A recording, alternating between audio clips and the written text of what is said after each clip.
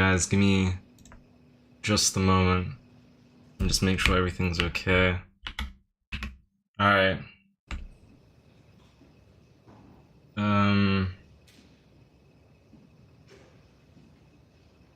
Should be live. Today we have Pietro and Tushar playing their games for the day. Today is round 8 of their tournament. They got one more round tomorrow.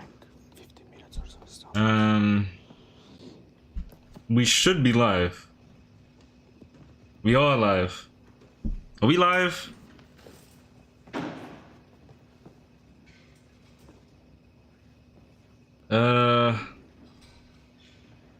Sorry, it took me a while to get this live up and running, guys. I should have been live a little earlier. I guess we'll... Hold on. Everybody, hold on. Everybody needs to hold the phone. Zach, Ainsley, Numa, what's up? Guys, give me one moment. I'm so sorry. I'll have everything ready. Are we live? We should be. I think we are live, but there's something I've missed. Oh, I know exactly what I missed. Alright. You guys will have to give me a minute. I'm so sorry. I'm really malfunctioning here. I'll have everything ready in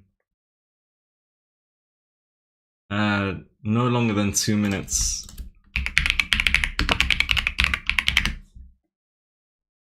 I know there's some things missing on the screen, so do bear with me. Alright. Damn it. Damn me. Right. Okay, how do I do this? Okay. I just need to update the title and the thumbnail, which I did not do. Come on. Alright, perfect. I think we should be ready to go. Okay. Alright, we have Pietro and Tushar playing at the Maia Open, and they're currently on round 8. Okay, so this is their 8th game. Where's the attic? The attic's gone. Yeah, sorry about the cameras, guys. Give me a moment. So, if I just go here and here, check these out. Okay. So, I'm a little late, so you see some moves have already been played on the board. It looks like Tushar's game is still going on, and it looks like... Oh wait, hold on. Yeah, it looks like Pietro's game is finished. Which is crazy. Sorry.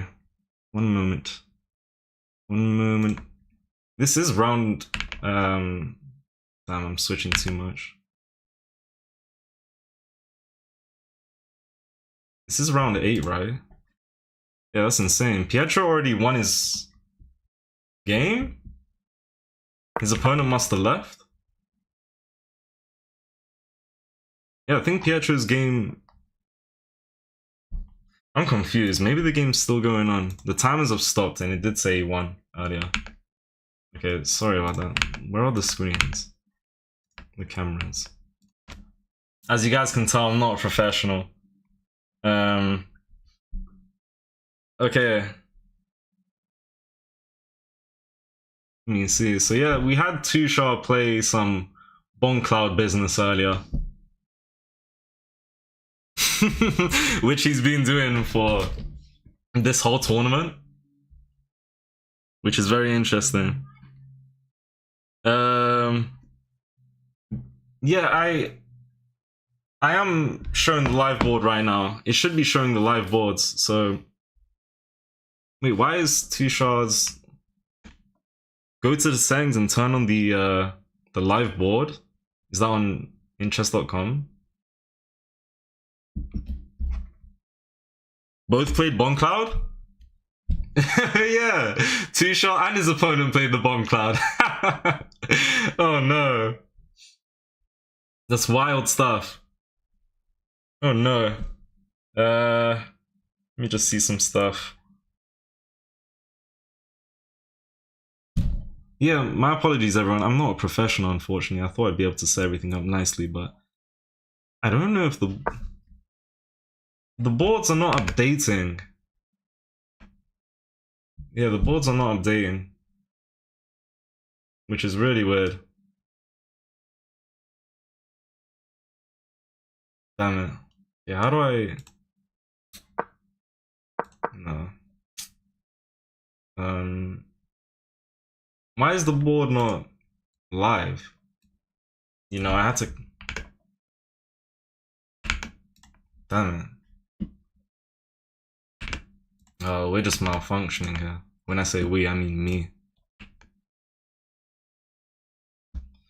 Refresh? Shall I refresh the board?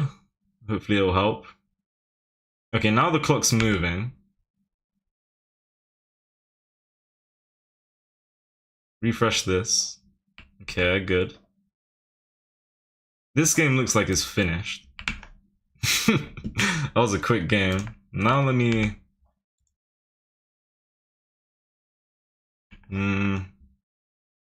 go here and here. And check this out. The clock's not moving for Tushar's board for some reason. What if I just enlarge it and go here? What do you guys see right now? This camera's missing.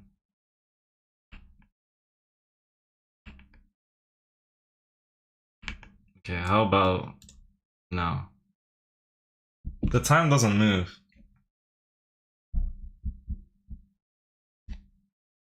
Damn it. No, the title's correct, Raids, bro. My name's Shums21 on YouTube.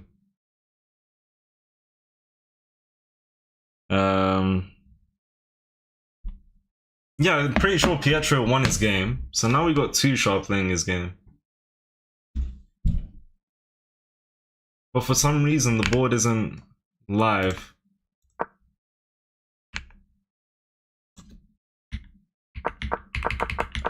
Pietro's game is still going on, but it's not updating on my end.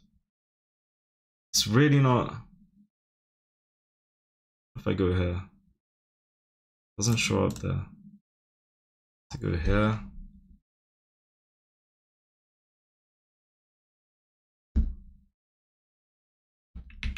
I mean, unless that game did just end. No, the game's continuing. The game is continuing. Wow. Sorry guys. Yeah, this is a mess on my part. Big mess. Alright, well you guys can see the whole screen. It's just that the boards are not updating. That's the problem right now. Every time a move is made, I have to go straight to the tab to check it out, and then the cameras at the bottom just turn off.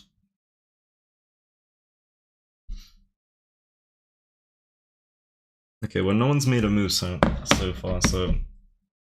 Okay, well, both Tushar and Pietro have equal positions here. Tushar and his opponent played the Bomb Cloud. Pietro's opponent has gone for c5. c5 is usually a good move to like break open the center. c5 is really powerful, and if you don't know what you're doing, could be very lethal sometimes, because it just takes up a lot of space and it threatens to take up one of the central pawns.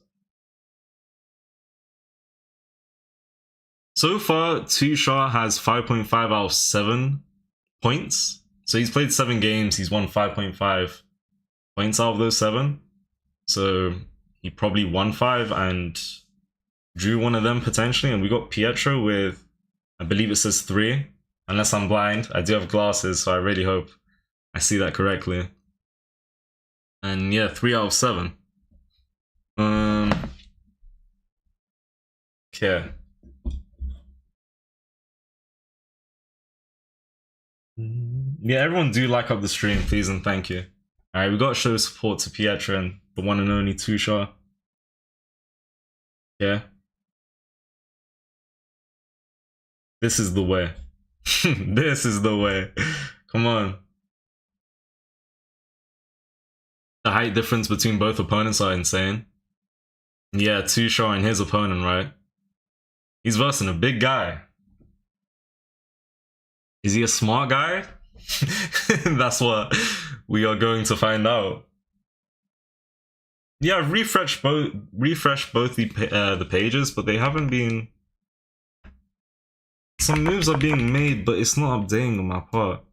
Okay, sorry guys, I'm gonna try something out, and it's gonna look very, very weird for a good minute or two.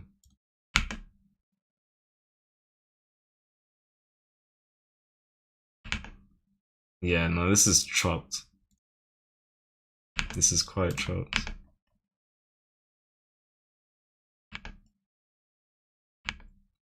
Damn it, bro.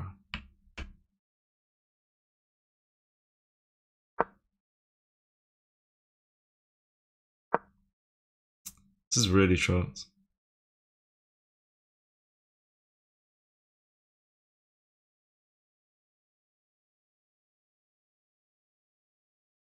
Sorry guys. Oh my days.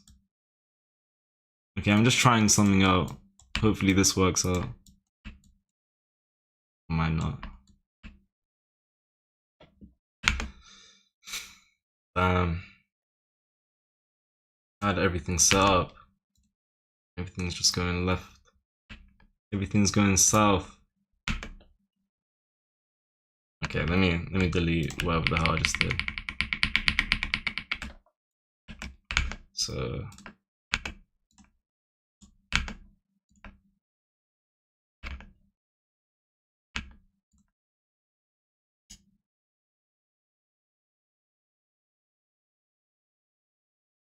that's the wrong game. This is the wrong game. Yeah, that's the right one.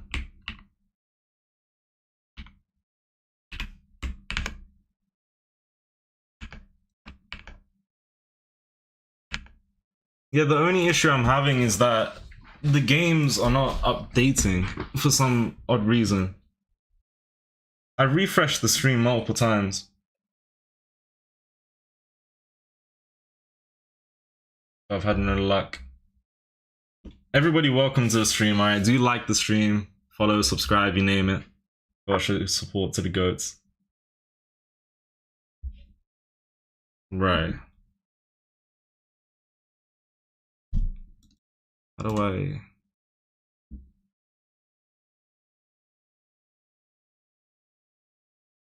Okay.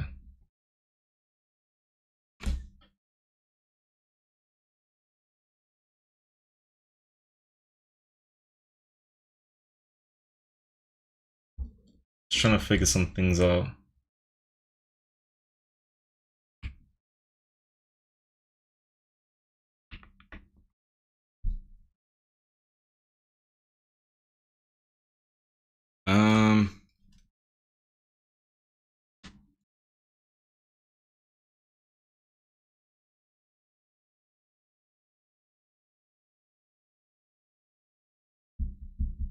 Bro, this is cooked. Oops.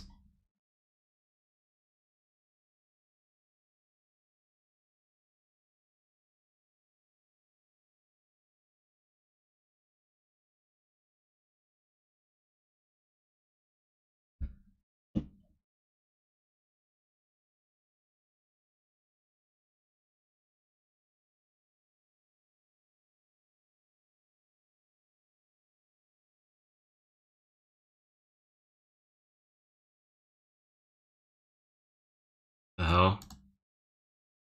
Ooh, is that a bad word? Maybe a little bit.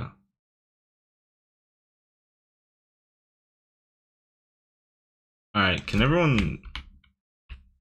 Okay, everyone can see the screen. When I press this, the cameras are gone. Goodness me.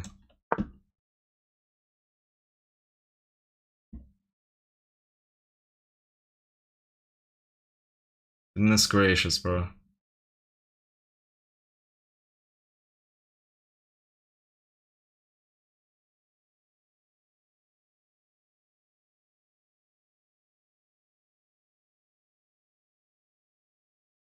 Okay, guys, you have to give me a couple of minutes. My apologies.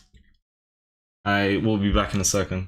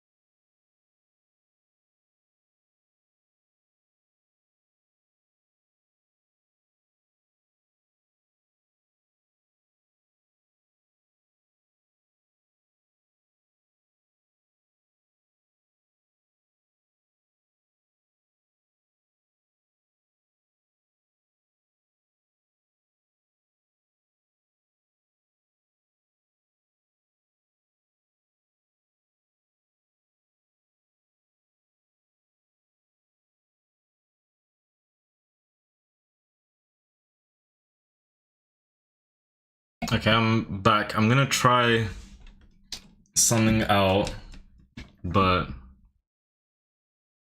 it's definitely not the best way to go about things. Alright, so let me just check. Are the clocks moving? Alright. I can't show the cameras of Tusha and Pietro both playing together while being able to show the boards. I can only do either or. I must have made a mistake on my end. Everything shows up on the same screen, but one or the other just gets removed when I don't even know.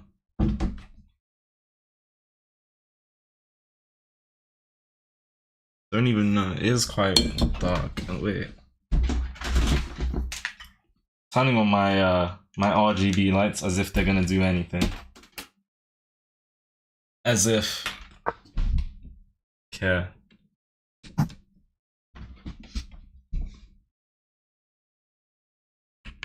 So. Alright, so let's go through the games. I can't show the cameras of them playing at the moment. I'm having really bad technical difficulties on my side. My apologies. So real quick, we'll go over Pietro's games and how he got into the position he's into right now. He currently played 10 moves with his opponent, him and his opponent each. Well, his opponent's about to make his 10th move. Once we go over this really quickly, we'll go over Tusha's game, then I'll showcase both and switch between the two when the time is right. So let's go ahead and check out Pietro's game.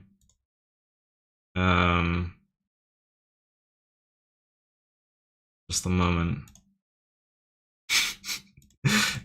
Just a moment. God damn it. Alright. Let's check out Pietro's game. So, Pietro played d4. He's a big London system player. And so are we surprised if we see d5 and bishop f4? Absolutely not. I actually played against Pietro before, a couple of times over the board and once online, and yeah, big d4 player. First game I played against him was online, and didn't want to give him the London system. I played the England gambit. Long story short, I lost that game. But okay, we have the London system. He's a really strong player. Knight to f6, e3. You got the standard setup. This is usually what you go for with the London system. h3. I've never seen h3 here. Maybe this is something he's been playing. Maybe he's trying to prevent the bishop from coming out, even the knight. What you can hear in the background is the ice cream van. Only for a couple of seconds. Now we have bishop to g7, so he's going for a fianchetto of the dark square bishop, preparing short castles. Knight f3, h6. A lot of prophylactic moves, potentially preventing knight c3 and knight b5 in the future, which would be a common theme in the Joe Bava, or also just preventing this check. So h6 and h3, two prophylactic moves. Bishop d3. I just bugged out. Bishop d3, standard stuff. I used to play the London system. It's a really strong opening. A lot of people say it's boring. It's solid is what it is, and I guess it's boring because a lot of the time it's indestructible, and for that reason you could get into a lot of draws. The London system, this opening, right, he's playing a system is what I'm trying to say, and when you play a system it's very hard to blunder your pieces. The bishop's well defended, the knight's chilling here, the bishop's in between these pawns. Sometimes you go for c3, knight d2, queen c2 even, it depends how you want to play it out. And he does go knight d2, so he doesn't play the Joe Bava. We have this move and we have c3. This is the exact setup I used to go for, excluding h3. h3 is interesting, it's not bad. It's a good move to prevent the bishop from pinning the knight to the queen, preventing knight g4 if that's something they would want to play for whatever reason. And also just making space for the bishop. So if you get hit by knight h5, bishop comes back over here, so you can keep your dark square bishop and not get captured by the knight. c5, very good, very strong move when playing against the London system. Try and just, you know, undermine the center. Do you go for c4 if you get the chance? I think so. Or at least you could, and you take up even more space. I think white is okay to bring the bishop back at that point. I don't think you ever take here, you just help the knight develop. Anyhow, we have this, and we do have c4, and we have bishop c2. So h3 into h4. Is he going for an attack? As it stands, the game is dead equal. Pietro is on... Pietro has an hour and 27 minutes on the clock, and his opponent has 56 minutes. So his opponent's kind of struggling, for sure. And there is a rating difference. So his opponent's 1598, Andrea. Pietro himself is sitting at 1766. Now, for what a lot of you have also been waiting for, we have Tushar's game, which has been played with 78% accuracy against 77 by his opponent so far. This game is still ongoing. Both games are still ongoing, so there's plenty more moves to go. Now, if you guys just give me a second. I believe I need to... Oops. You guys should be able to see the screen. Wait. Yeah, no. This is Tushar's game. The man, the myth, the legend. So, we have a very wild opening that was played, and we're going to go through it right now. Real quick. Same way we went through Pietro's game. Okay. Yeah, everyone do make sure to like the stream. Show some support to Tushar and Pietro. Are the cameras not working? The cameras are working. Hello Maia Chess Festival. The cameras are working. but I've had some technical difficulties on my part. I've messaged Pietro about sorting something out. Of course, he's playing a game.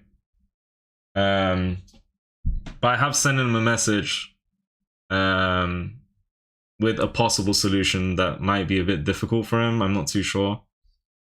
I've just had technical difficulties on my side to show everything on the board in this stream, so that's the issue I'm having. But okay, Tushaw's game.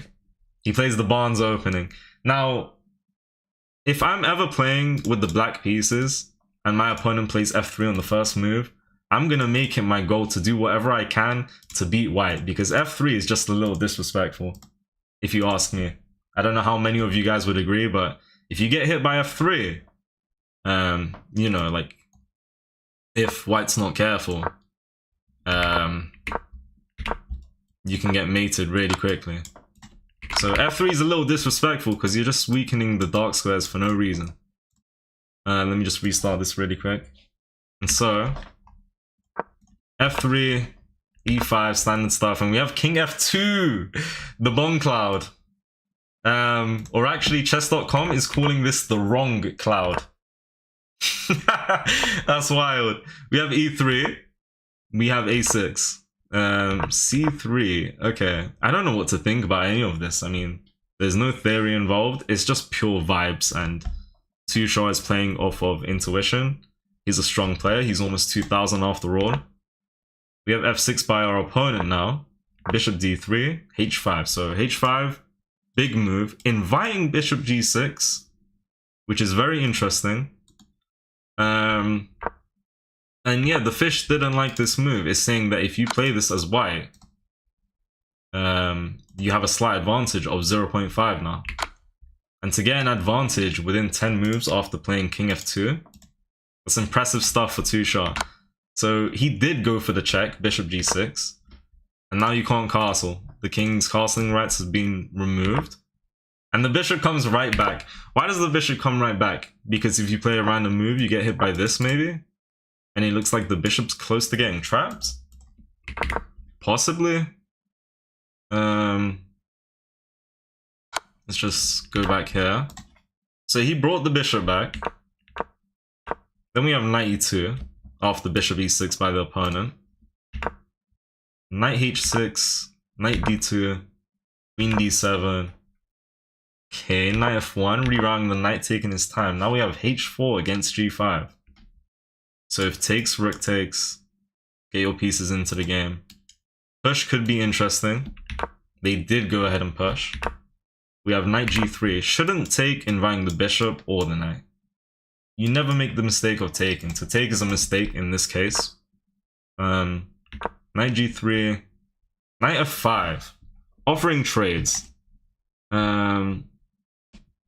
So I did just say to take is a mistake, but there are certain positions where it's actually fine to take.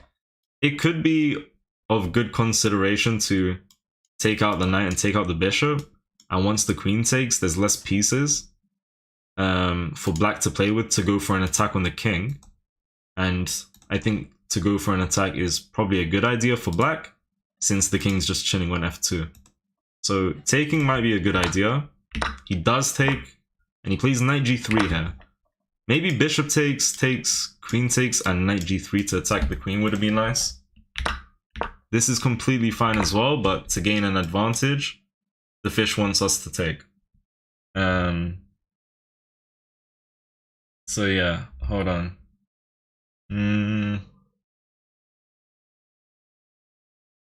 Okay. Yeah, someone's spamming. I think there was a stream yesterday where someone was spamming too. My apologies, guys. Give me a moment.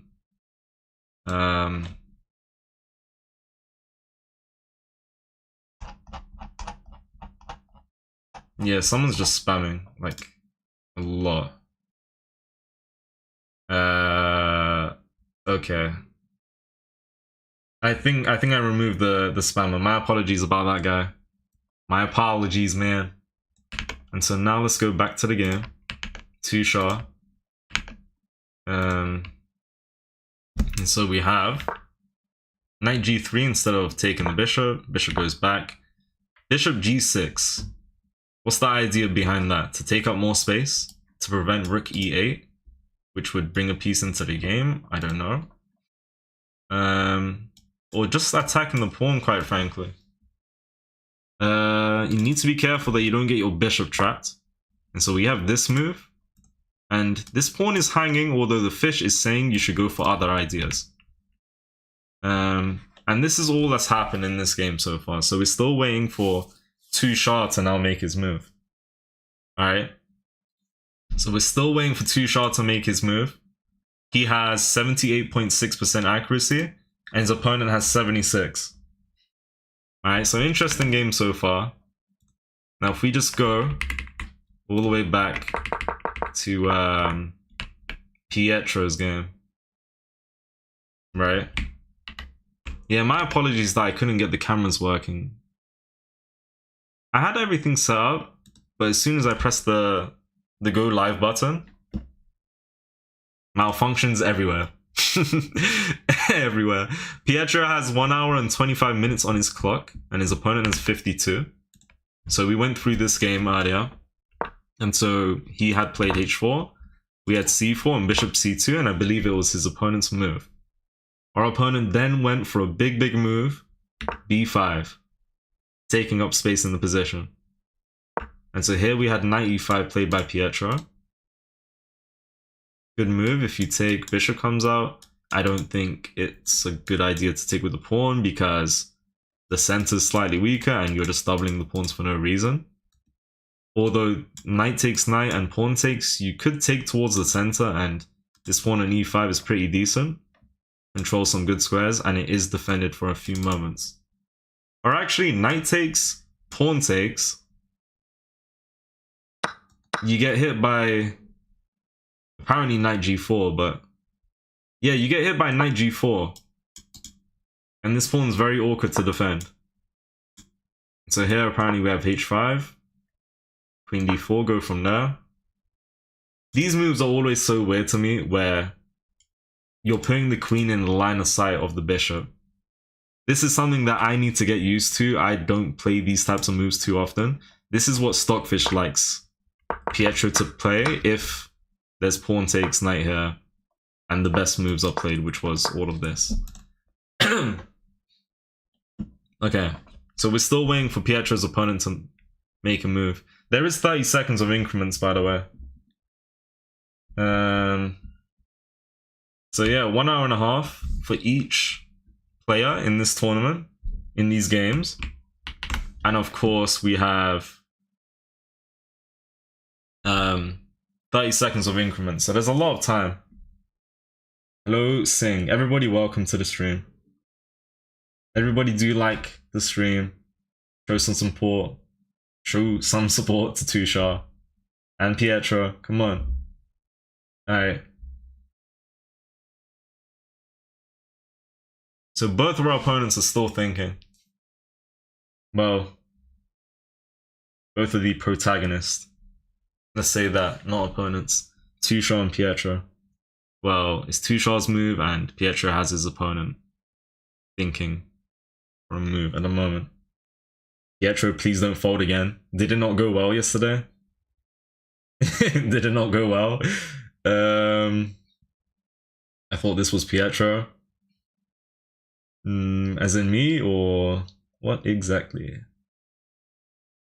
Yeah, this ain't round 7. This is round 8. Sorry about the title, actually. Thank you for reminding me.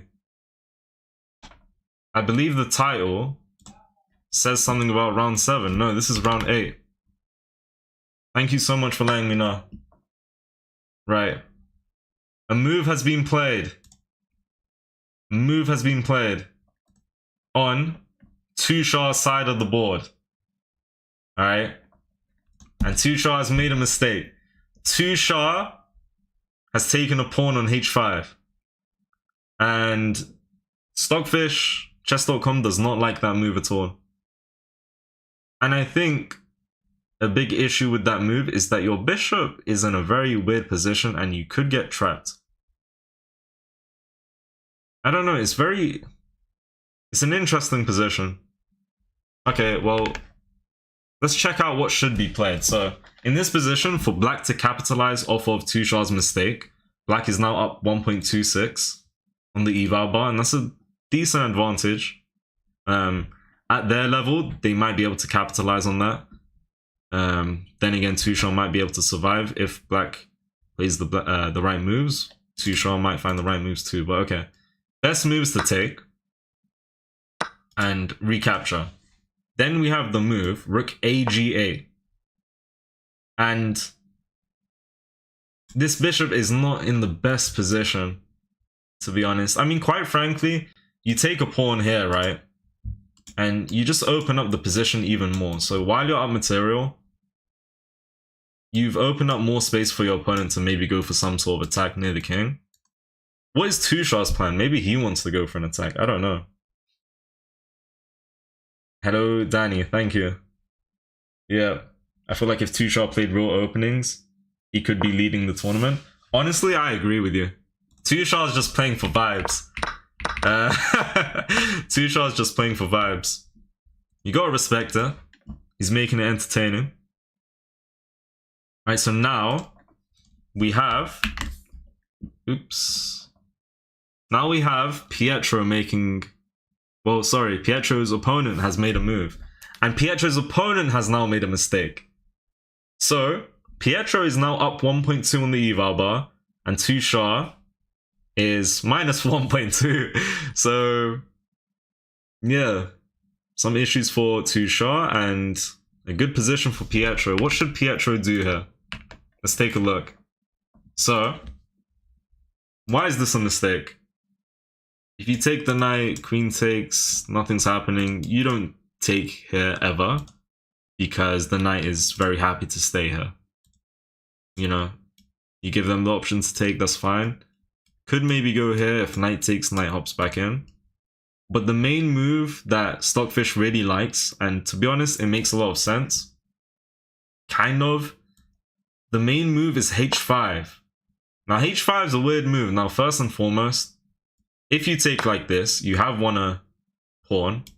Taking with the rook, knight takes, queen takes, we go down the exchange. It doesn't make too much sense. Nothing is clear cut. Although, to be honest, rook takes, knight takes, queen takes, you have this mate threat.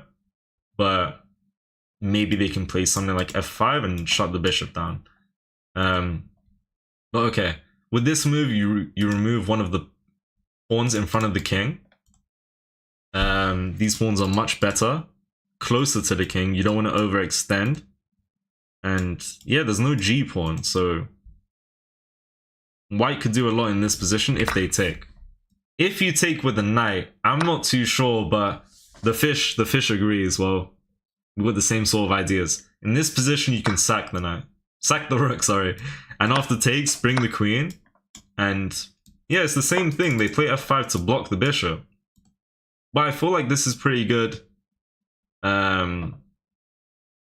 I mean, this is kind of like the same sort of position you can get out of sacking after takes.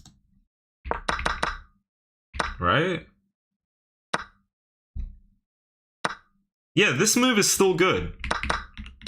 Like, you go for this rook sack if they take with the knight, the pawn regardless, just to open the position. And black doesn't have too many pieces close to his king. I mean, he's got the rook, the bishop, the knight, but that's about it. Well, after this, you only have the bishop and rook. Really close to the king to try and defend. And of course you come with tempo threatening mate. So we have f5 in this position. If there was push and takes. And there's a lot you can do here. I mean, this pawn is just capturable. But okay, let's go back. Best move for black in this position would be queen b6. Interesting. Queen b6. So if knight takes, not much is happening. In this position, this is the best move. And white should be going for an attack, to be honest, is what would happen. You know? You aren't Pietro? You're right, I am not Pietro.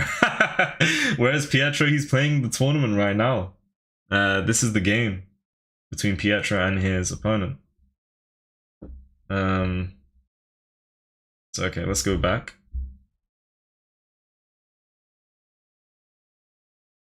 to Tushaw's game and see if anything was played. Okay.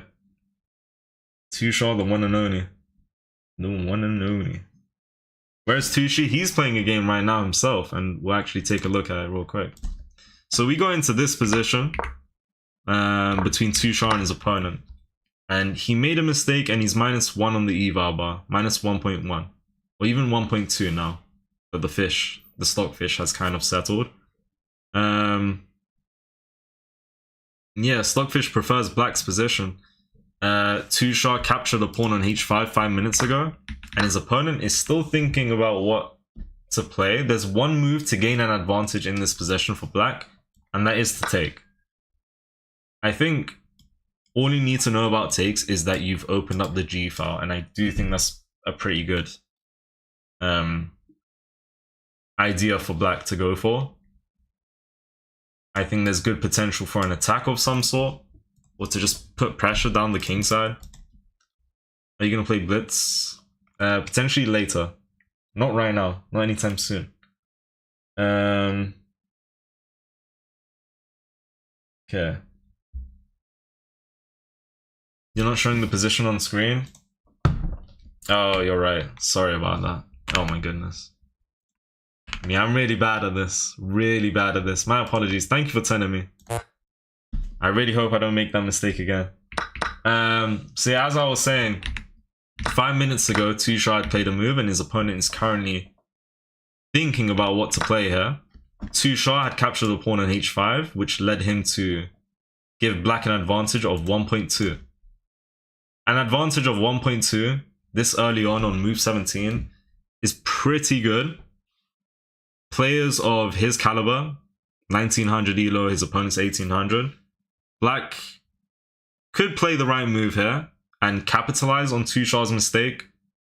But Tushaw is a really strong player and he might be able to, you know, survive whatever black comes at him with.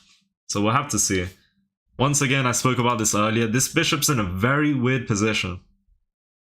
The last thing you want to happen as white would be to have your bishop trapped now. Yeah, so the best move is to take. You recapture with the pawn, and then you swing this guy over. So for black to keep the advantage of +1, you want to take, and however white recaptures, you want to swing the rook over. Then we have moves like f4, and then we have king d8, which I guess is just bringing the king to the center, and you go from there. Okay. Now we have Pietro making a move on the board. Pietro finds the best move. Was it the only move to keep an advantage? I think it might have been. Yeah, Pietro finds the main move to capitalize off of black's mistake, which was bishop b7, fianchettoing the bishop. Bishop's on a very good diagonal, but I mean, with this knight, this bishop lined up as well, this queen ready to come in at any point of time, and this rook on the h file, white's best idea by far is to go for an attack, and you want to keep up the pressure. So there's no time to waste. You don't want to go queen e2 and castle long, then go for an attack. Your king's completely fine here, and so time is of the essence. You need to go for an attack, and Pietro plays h5. Once again, if you take with the pawn, the knight, you have many ideas here, but one of those ideas is going to be to sacrifice the rook. Purely just to bring the queen into the game, with tempo, to threaten mate on h7. And the best move here would be either knight f6 or f5. Knight f6 is interesting. What happens here? Queen h4 and you just keep up all the pressure. But the fish likes this to give up material. And it wants this in there. This is what could happen if black takes here. Do I think black's going to take here though? Absolutely not. Best move is queen b6. Which is very interesting. What's the idea behind this? I'm not too sure, to be honest. Right. Okay. Tushaw's opponent has played a move. Tushaw's opponent has played a move. Now, we spoke about two Shah's opponent to keep an advantage having to take on f3, then swing the rook over. Two Shah's opponent, Abdullah, has played rook g8 before capturing here, and that move is a miss because now the game's dead equal, and the game is dead equal with a few moves, to be fair. One of them is c4, and c4 is just wild stuff because you're just opening the position when the kings are in the center of the board. The other moves to even just take, and so after takes you could capture back. Another move that the fish really likes is king d8 in this position, which gives up another pawn. With what idea? Takes, bishop takes, bring the bishop back so you don't get it trapped or something like that. And then we have queen d6. And in this position, black is down 3 points of material. That's crazy. Wait, two Shah in this position? Wait, two Shah has every pawn. He has 8 pawns. And his opponent has... how many? 7. Right? 1, 2, 3, 4. Yeah, so they've played 18 moves and two Shah still has every shrimp. Every little kitty. Every little soldier. That's crazy. You look like a Turkish Gotham chess. Okay. Thank you. Bro's good in Danish Gambit. Who? Who? Not me. Okay. So interesting game so far. Honestly. Now, back to Pietro's game. Let me just reset this. Yeah, so they're both waiting for their opponents to make a move. Pietro is with a great time advantage compared to his opponent. He has an hour and 18 compared to his opponent, who has 43 minutes. There is a good rating difference between Pietro and his opponent. So you'd like to think Pietro is the stronger player, and yeah, that probably would explain why he's low on the clock, trying to make sure he plays the best move. And the position is just not so simple for black, to be honest. White definitely has the initiative. To have the initiative is really important in chess. What that means is to just be the one to come up with plans before your opponent is generally a good idea, you know? Because if you come with plans before your opponent gets to come with their plans, they're going to have to react to your moves. And if they react to your moves, you're kind of controlling the game for a while. And so if you can keep the initiative, you keep the pressure, and yeah, you just control the game. As I said, maybe twice, 3 times. All right. Okay. So we're still waiting for moves on both boards. Yeah, Pietro is currently winning, and he found the winning move. His opponent made the mistake of playing bishop b7, and the one move to gain an advantage, or at least the main move, was to play h5. h5 is a very good idea. And yeah, he went for it. And if you're new to chess, you wouldn't be playing h5, because it gives up a pawn. And when you're new to chess, you kind of want to keep hold of your pieces. But once again, in this position, you can sack the rook. Not even the best idea, by the way. Best move in this position is very counterintuitive. And that move is going to be knight f1. Potentially looking for knight g3 to even capture the pawn with the knight.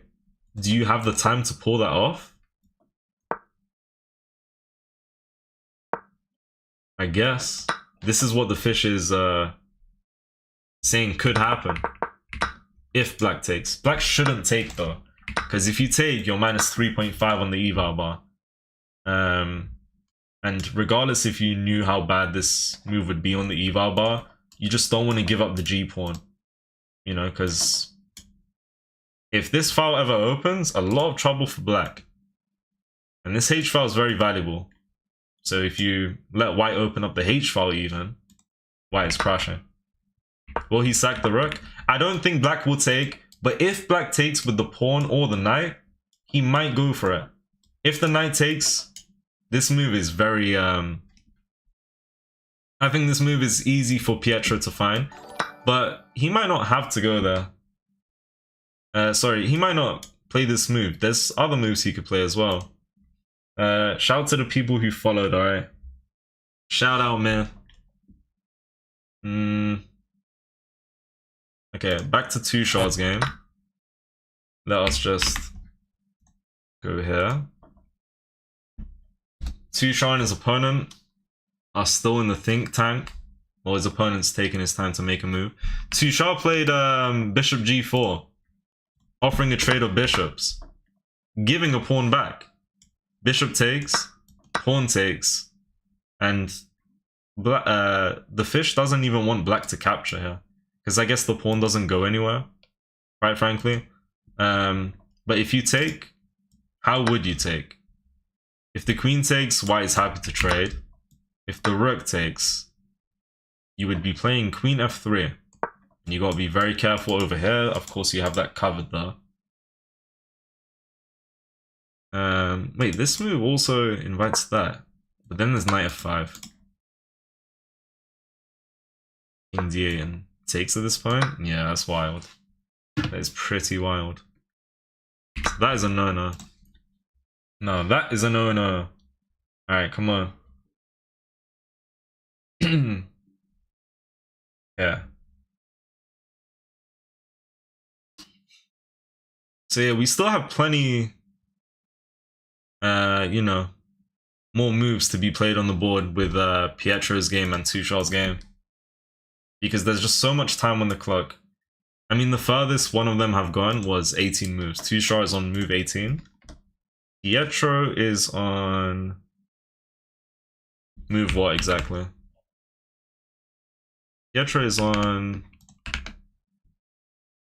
move 12. And his opponent has less than 40 minutes. That's actually crazy. Pietro's opponent is gonna get flagged, whether he likes it or not. Shams, Pietro will sack the soldier / pawn, sack the rookie and fry the chicken. Oh yeah, he's frying the chicken without question. He's going to fry the chicken. The fatty queen will munch the chicken. Alright, I mean, the fatty queen, she likes to eat. The chicken, you know, can't do much. Kind of just gotta sit and wait. See if you win the game. The king doesn't do much until the end. It's a very lazy piece. But it's one of the most important pieces, and probably the most important piece. So, that's that. Okay, I have no idea what I'm saying. Okay, Pietro and his opponent have 3 points, by the way. Out of 7 games played, they both have 3 points each. So they've both had a pretty good tournament so far. Also, for those wondering, Pietro is playing with 94.7% accuracy. And in this position, after black played bishop b7, black has an accuracy of 88. And so if we go back to Two Shard's game, right? The accuracy here for Two Shard and his opponent are in the 70s. 73.4 for Two Shard and 72.1 for his opponent Abdullah.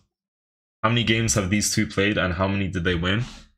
I don't quite know how many games they won, but I know how many points they've achieved. So they've both played 7 games.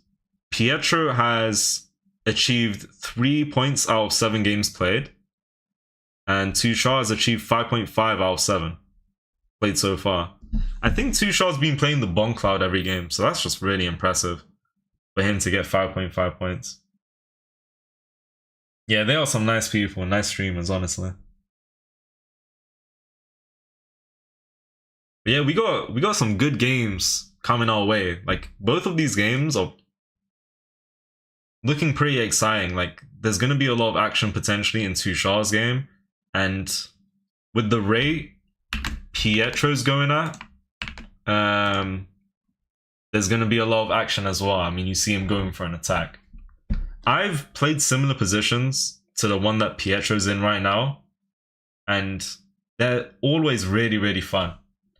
Because you could potentially end up castling queenside, you could be going for g4 pawn pushes. If you get the open h-file, that's just really good for white. Because the h-file is probably, I mean, you know, just really weak for black. You open the h-file, it's by far benefiting white.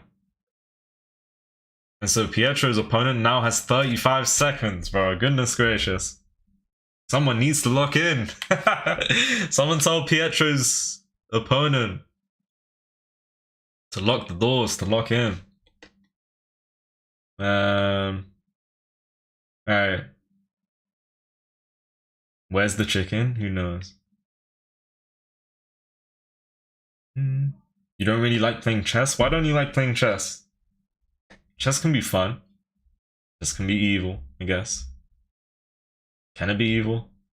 What is bro talking about? I don't know. But yeah, someone spoke about if Tushar played roll openings, he'd perform way better. He's already performed super good. Super duper good.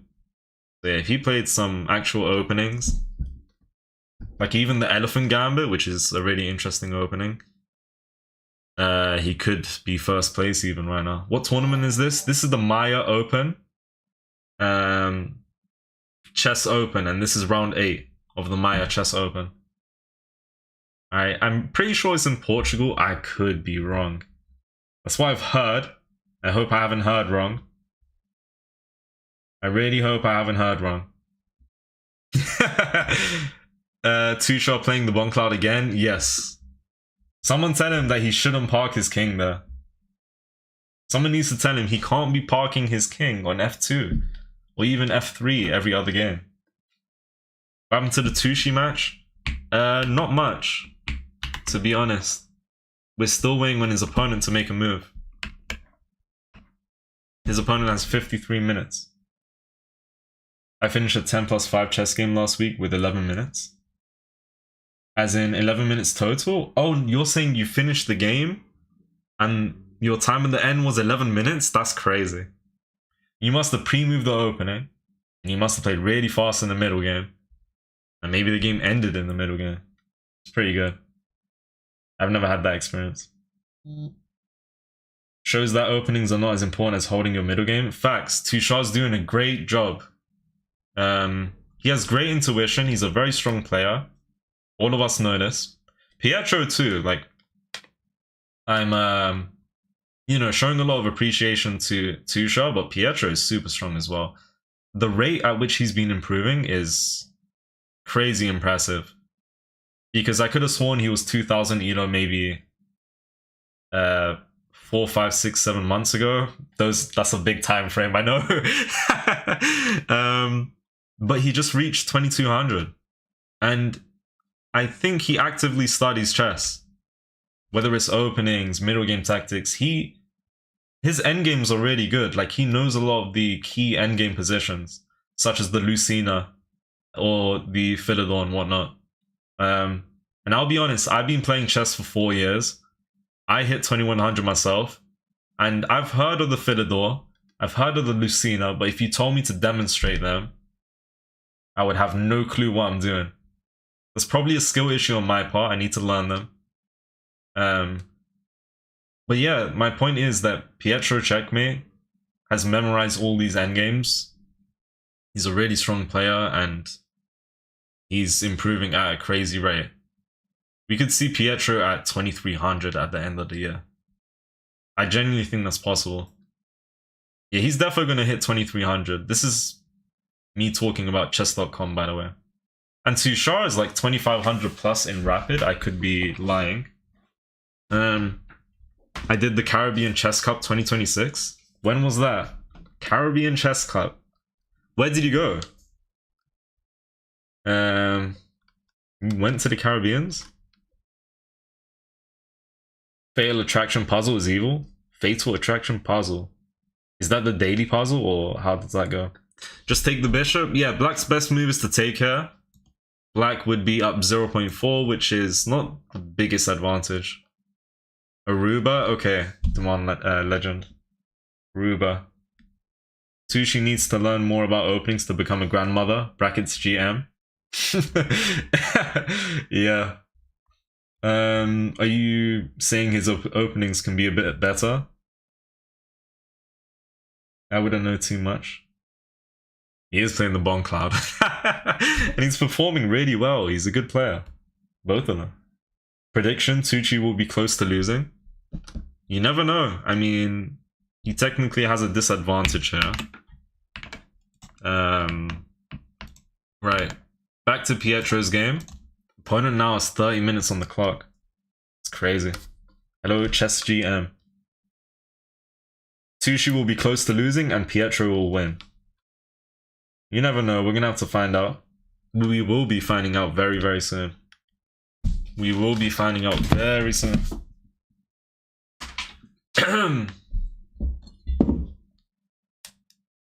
I think they're competing against each other, right? Kind of lightheartedly, I'm not sure. Trying to see who can get the most points, hence why they're, you know, playing alongside each other. The same event, same times roughly. I got 5 out of 12 in state championship today. Good stuff, bro.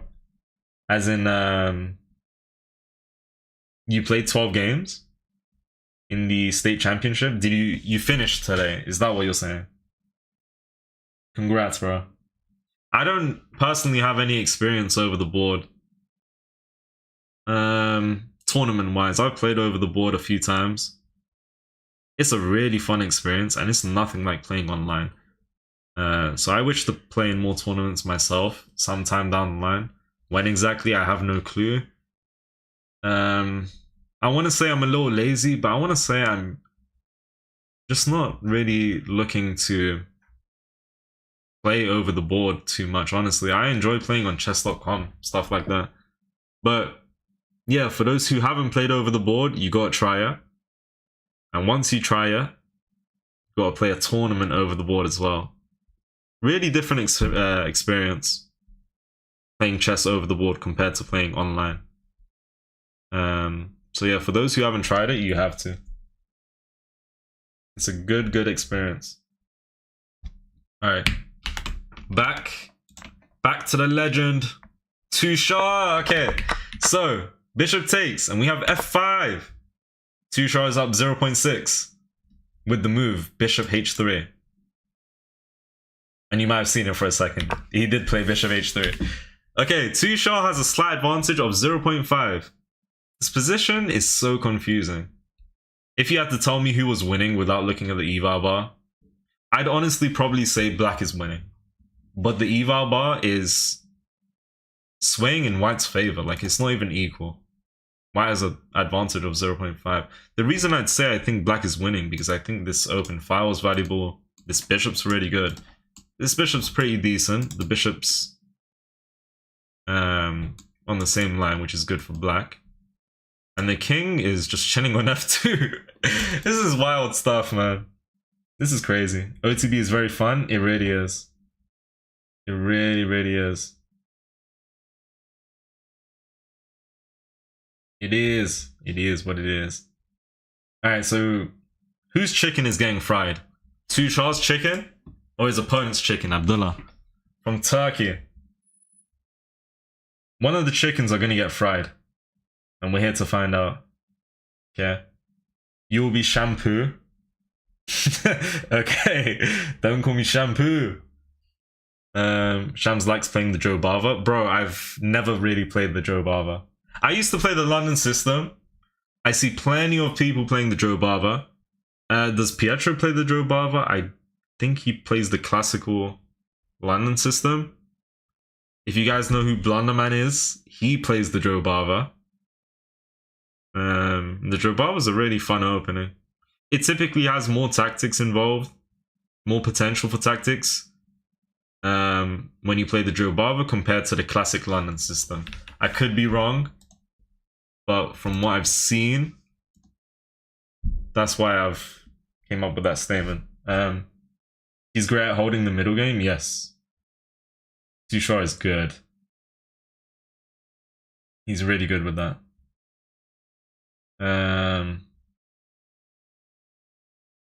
Tuchel would have drawn against Gotham Chess if he knew how to play endgames. Did he play Gotham Chess? You're saying he would have drawn. I'm guessing he lost, right? How did that game go? Because I didn't watch that. Was that recent? I'd have to take a look.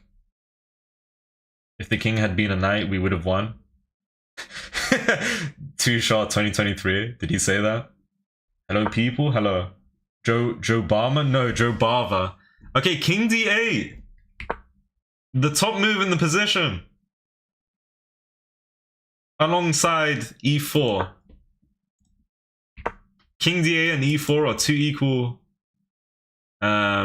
moves in terms of strength. White still maintains a plus 0.5 or even 0.6 advantage now. And the king is now out the center.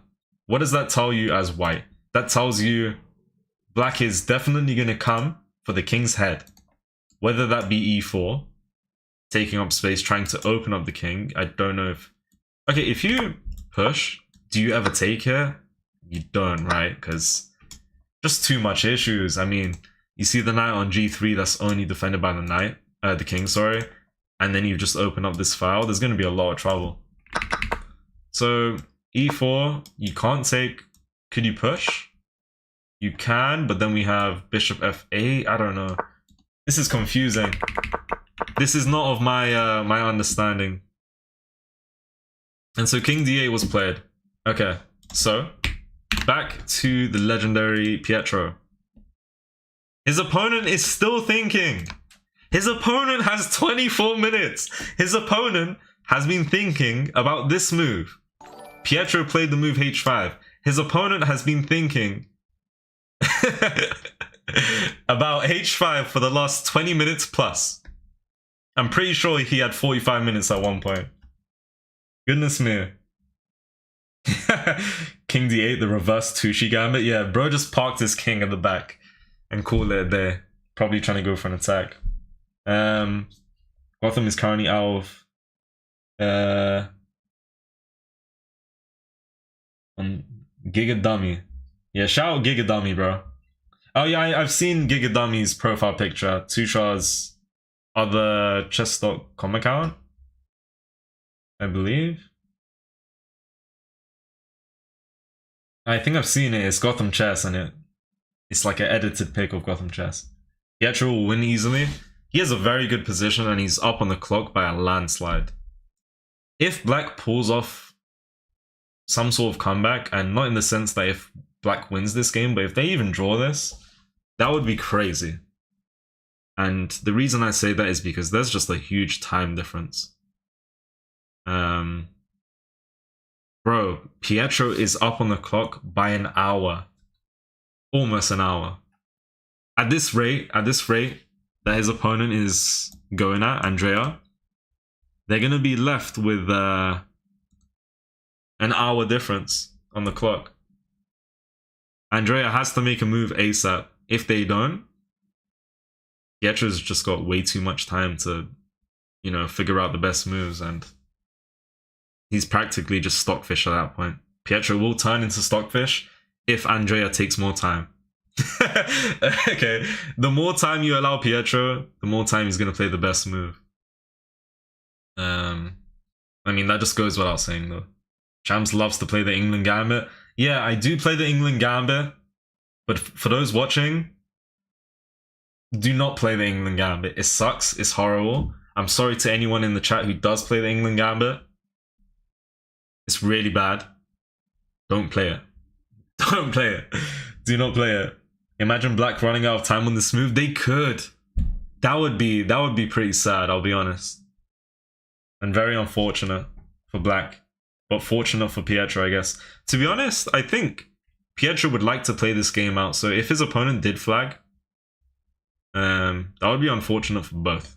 But at the end of the day, Pietro would win points. So ignore what I'm saying.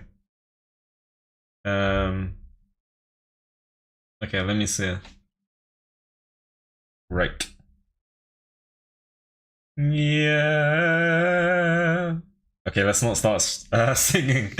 Let me not sing. Sometimes I sing, and sometimes I just start flying. Red Bull gives you wings. That type of thing. I have no idea what I'm saying, do I? Right.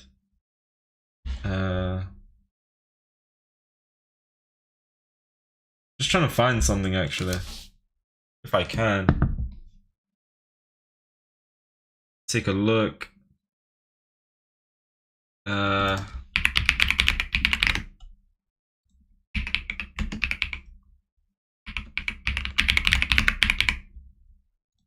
Right.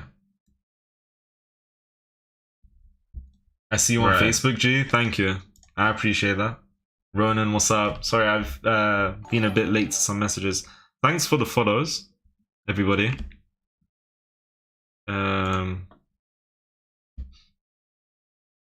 Two shots, 1 loss, 1 tie, 5 wins. Yeah, he has a good tournament going on right now. That rook sacrifice is thematic. It is very unfortunate that I don't know what that word means. Thank you, I am Meta. I'm guaranteeing I'm late to see your message. Yo, Blunderman, how you doing? Did you raid? I have no idea right now.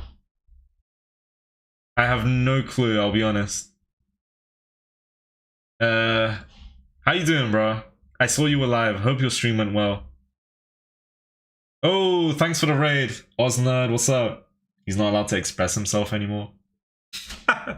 Okay, wait, is this screen showing? Yeah, it is. Right, one moment, guys. So, let us go back here. Pietro's opponent is still thinking about a move. Let us go back to Shah. Right.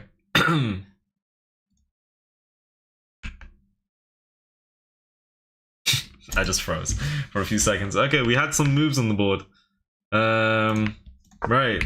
So we had Bishop H3, we had King D8, and Tuchel's played Knight E2. This knight is definitely something that Black would try and focus on. I mean, the G files, there's a semi-open G file, and I would say at the moment it benefits Black. So to maybe double up, basic idea, add pressure on the knight could be a decent idea.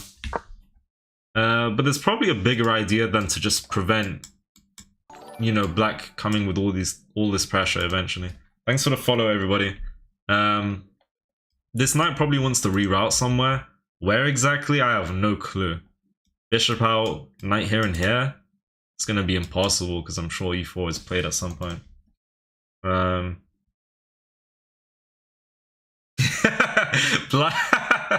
Blunderman, that's the funniest thing I've ever read. Shut the hell up. Yo, Carell, thank you so much for the Prime sub, man. I appreciate that. Thank you so much. If you ever want to play a game, let me know. Obviously not now, but sometime soon. Alright.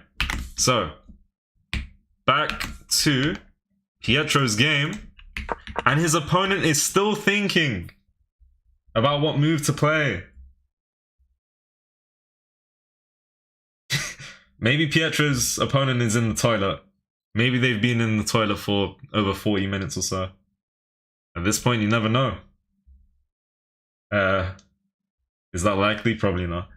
Tuchel is cooked. Tuchel is doing a decent job. His game is definitely on the more complex side. If you would like to compare these two games, Pietro's to Tuchel's, or even without comparing, I do think Tuchel's game is a little complex.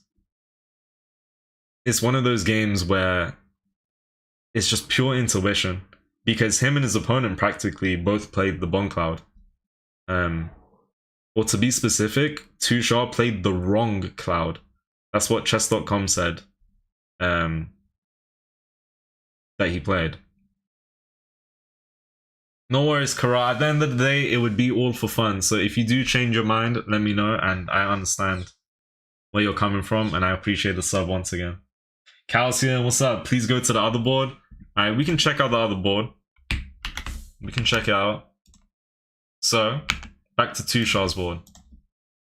Still no moves played on the board since Tuchel has brought the knight back to e2. we have plenty of more time to go in both Tushar's tournament and Pietro's. Pietro's tournament, sorry, his game, might end soon if his opponent isn't quick enough. Really and truly, I don't think anyone's going to get flagged here because there is 30 seconds of increment. And 30 seconds of increment is a lot. So for those who are just tuning in now or just recently, the time control for this tournament is 1 hour and 30 for each opponent with 30 seconds of increment. Meaning every move you make, you get plus 30 seconds, which is pretty good. Show the camera. I couldn't get the camera working. I'm so sorry. I would have loved to, and I tried to do that, but I had plenty of difficulties. Long story short, I guess I'm moving like an unk and I didn't know how to set things up properly. I thought I did. Thanks for the follows, everybody. Everybody like, follow, subscribe to Pietro and Tushar. Yeah, fools will resign. Wise players might make a draw, but only a true genius can win the game. I don't know if that's how it goes. Someone gave move suggestions. E4. Interesting. Smell bad. Thank you so much for the prime sub. If you too want to play a game, do let me know. Thank you so much for the sub. Also, I don't know if you're still here, Blunderman. Hopefully you're having a great time, bro. Up in India. We want to see you make content consistently again, bro. We're all waiting. I've seen you live stream every now and then. Alright, we're waiting for you to come back. Alright, say no more, smell bad. Thank you, I do appreciate that. Right. Yeah, only Pietro's opponents will get flagged. Okay. Yeah, I'm sure a lot of you have been watching these streams for the past few days. This one by far, I know, this stream hosted by me, or at least this stream where I'm commentating, I know it's probably the least professional one because everyone's been able to set things up nicely as far as I can tell, and I just couldn't get the cameras working. Unfortunately. And I'd say the cameras are really important. Because, you know, if there wasn't any names next to these boards, you wouldn't know off the bat what's really going on. Tushar's still waiting for his opponent to make a move. We have Pietro still waiting for his opponent to make a move as well. How many rounds are there? There are 9 rounds in total. Today is round 8 for everyone. For Pietro, Tushar, their opponents. Today is round 8, tomorrow's round 9, and yeah, the finale is tomorrow. So it's going to be interesting. See what happens. Smart people might sack the rookie, but only a true genius will fry the chicken. Fair enough. Okay. Yeah, so 9 rounds in total. This is round 8. How it's looking is that Pietro is going to end up winning this game. Tushar and his opponent could go either way, if we're being honest, or at least in my opinion.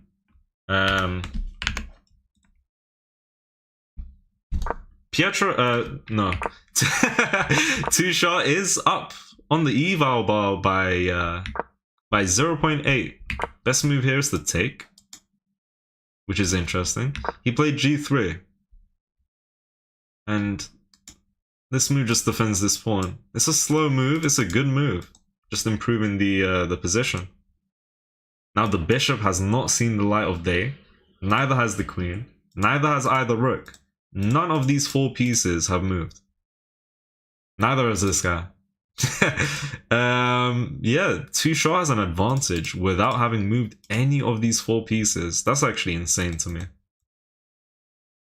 Because usually, you know, to gain an advantage or to just do a good job in a position, you follow your principles by developing your pieces. But instead we got Tushar playing the wrong cloud, which is basically the bomb cloud on move 2. It's just pure disrespect, but you gotta respect it, you know.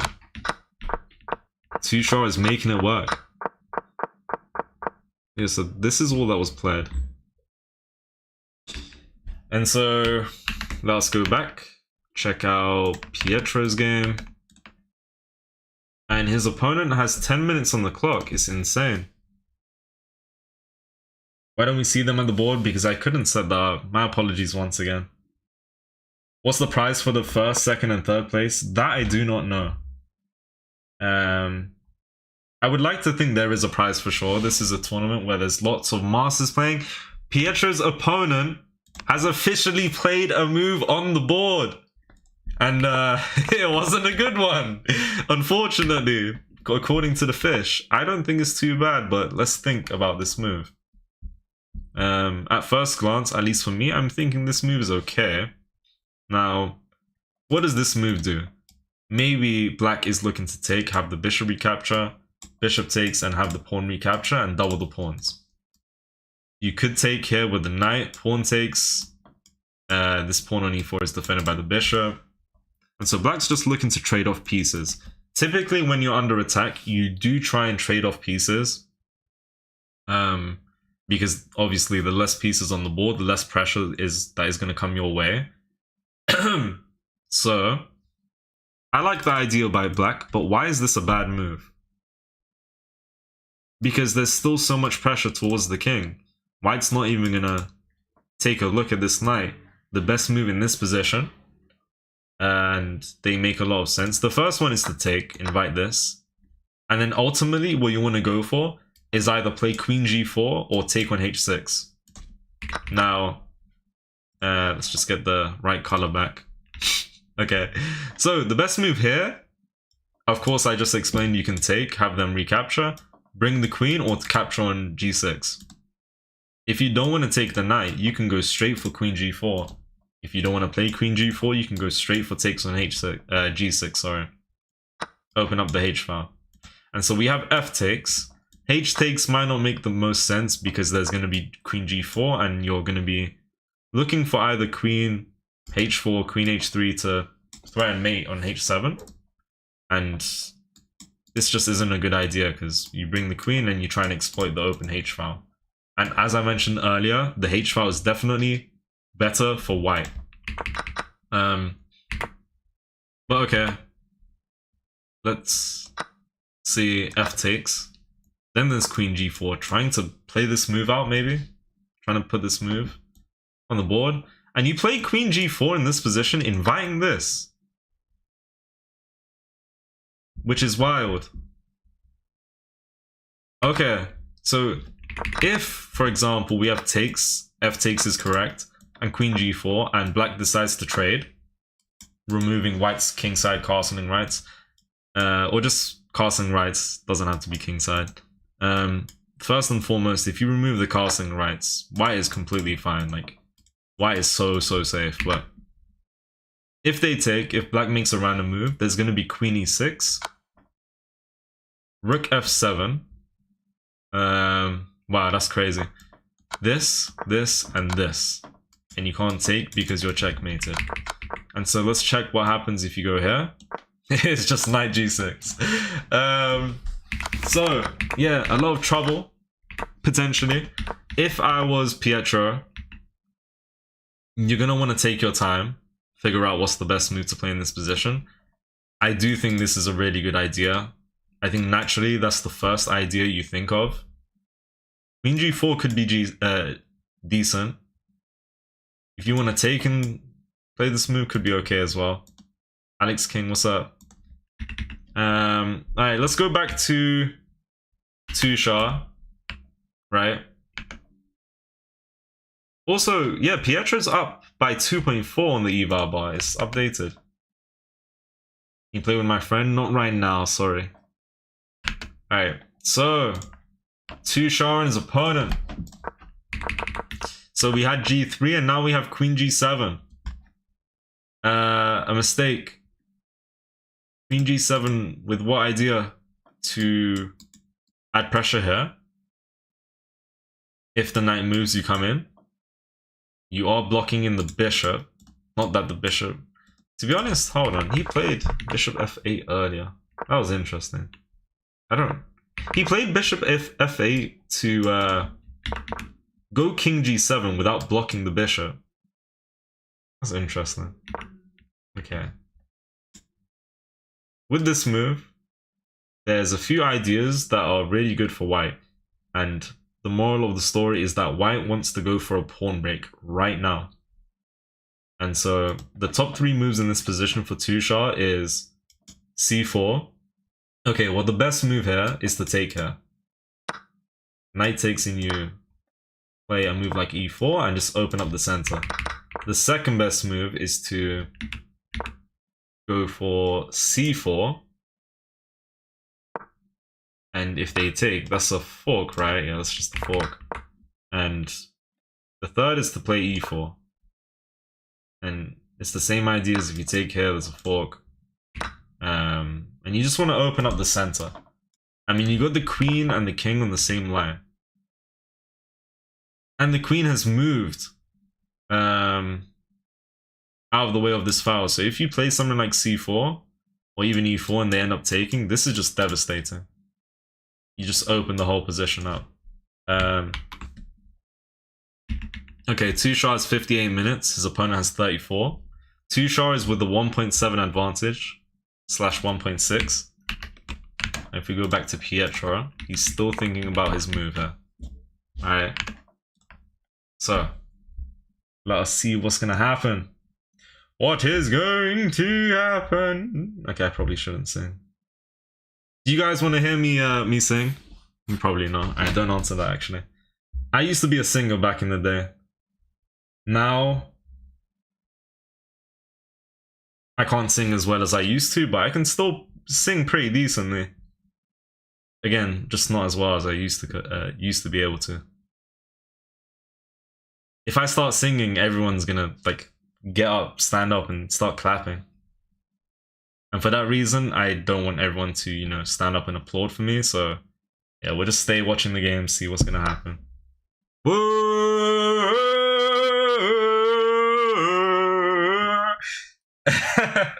Okay, Pietro has made a move. He has taken on g6. Now, we spoke about this earlier. The best move in the position is to capture the pawn on g6. Now, taking with the h-pawn, this is a no-no. All you need to know about taking this way, of course, you keep the pawns connected, you take towards the center, classic principles, but there are times where taking with the f-pawn is slightly better. And now is that time. If you take here, it's just as simple as knowing how dangerous this h-file is. You're going to get hit by queen g4, looking for either this or this to go for a mate threat on h7. You know? And yeah, this move, you open the h-file and you just keep the pressure. You open the king up, or at least you try to. It's going to be interesting to see what they play in response to Pietro's move. His opponent has less than 10 minutes. That's crazy.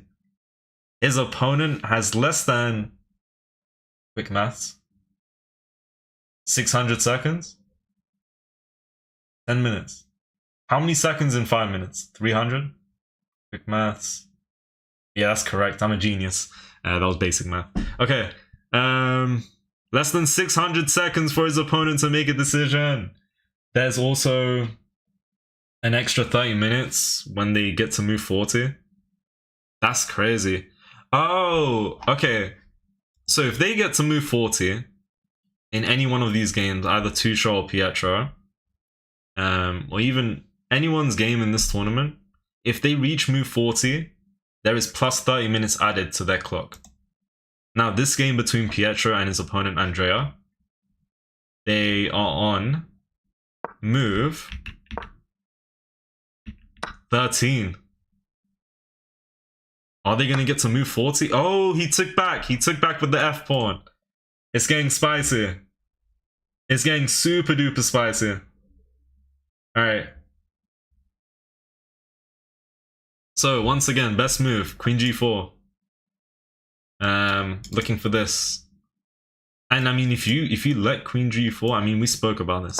If you play something random, it's this check. Whether you block with the rook, it does not matter. The fact of the matter is once you play this move, there's a mate here with the knight. And this is practically a smothered mate. Because of course this pawn is pinned. So yeah, it's getting really spicy. Did Tushar win? No, his game is still going on. His game is still going on. If we just go back to it. Tushar is still thinking about his move. His opponent 5-10 minutes ago, just over 5 minutes ago, played the move Queen G7. Tushar has an advantage of 1.7. And that's a good advantage. Can we trust Tushar to find the right move? I want to say yes, we can. I think we can. Alright. Vladimir K. Shush. Shush. My Elo's 200 impressive or what? I started 30 days ago. I need help. Seriously though? Yeah, keep going, of course. Keep going, man. At the end of the day, you know, don't do nothing in terms of comparing yourself to any others. That's good progress. Just keep it up. You know, what you're doing, keep doing it. Follow your principles. As a beginner, you have to follow your principles. There are times in chess where you can abandon your principles. And we've been seeing that in this game, to be fair. With them both playing the bomb cloud. You know, similar stuff to that. But as a beginner, when you start playing chess, I think for the most part, it's best to follow your principles. I think that's a good idea. Right. I don't know if... Okay, let me just say this. You know what they said about Hans Niemann versus Magnus Carlsen? Pietro might be doing something similar to Hans Niemann when he played Magnus Carlsen. Supposedly, allegedly. I don't... about that game between Magnus and Hans Niemann, I don't think he cheated. I didn't see the full game. But there's been documentaries, there's been supposed proof that's came out to say he wasn't cheating. But even from the get-go, I did not believe it personally. I don't know about you guys. Do you think he cheated against Magnus? I personally definitely don't believe it now. And at the start, okay, maybe I was a little skeptical, but I think at the start I didn't believe it either, for the most part. Thank you for streaming, Shamsi. No problem. Yeah, some good games going now. Let us go back to Tushar and see if a move was played. Pietro's checkmate has 8 minutes on the board. Tushar played a move. Now, we spoke about what the top move would have been in this position. It is either to go for c4, takes on e5, or e4. Ultimately, you want to open the position up and take advantage of the king being in the center. It's crazy. Tushar's king is on f2. He played the bomb cloud. And his king is so unbelievably safe. This pawn is protected. You cannot come in because of the knight. You play this, we might be pushing. Or even just taking the bishop first, I don't know. Now Tushar has the chance to go for an attack. And you want to go for either a pawn break of c4 or e4. Or even takes to then play c4 or e4. But he played the move b4. Which is still pretty strong. He's +1 on the eval bar. What does this move do? It just takes up space. What's the idea behind it? I'll be honest, I don't fully know. Are you going a5, b5? Because that is going to take some time. And of course, if it takes, you can get the rook into the game. Ideas like that and just infiltrate. Are you looking for b5 right now to double his pawns and maybe bring the queen over? Are you going to be playing queen a4? Push the pawn. If it takes, bring the queen? I don't know. How does this work? So king c8. And one of the moves that white could go for at this point, c4 and e4 are not as strong, with the king out the center. We talked about c4 here, and d4 can be played, but none of this is as strong as it would have been if the king was in the center. But if the king plays the best move, or sorry, if black plays the best move after Tushar playing b4, which is this is a good move white can go for. So maybe Tushar is going for an a4, b5 pawn push. You have stuff like e4, takes, go from there. Interesting game. And his opponent played queen f6, which is the second best move. I don't fully understand it. Try not to win. What's up? Let's go back to Pietro's game. A move has been made. Okay, so queen g4, and this makes a ton of sense. We have knight takes on e5. Why does this make a ton of sense? Because of how powerful the knight and queen would have teamed up towards the king in terms of going for an attack. Once again, had black played a random natural move such as this, there is a mate in 3 with queen e6. Rook f7, queen takes, king here, and there's a smothered mate because this rook is pinning the pawn and the queen cuts off the escape. So to prevent all of that, taking the knight, yeah, simplest thing you can do, best thing you can do. How is Pietro going to take back? Because if you take with the bishop, you get doubled pawns.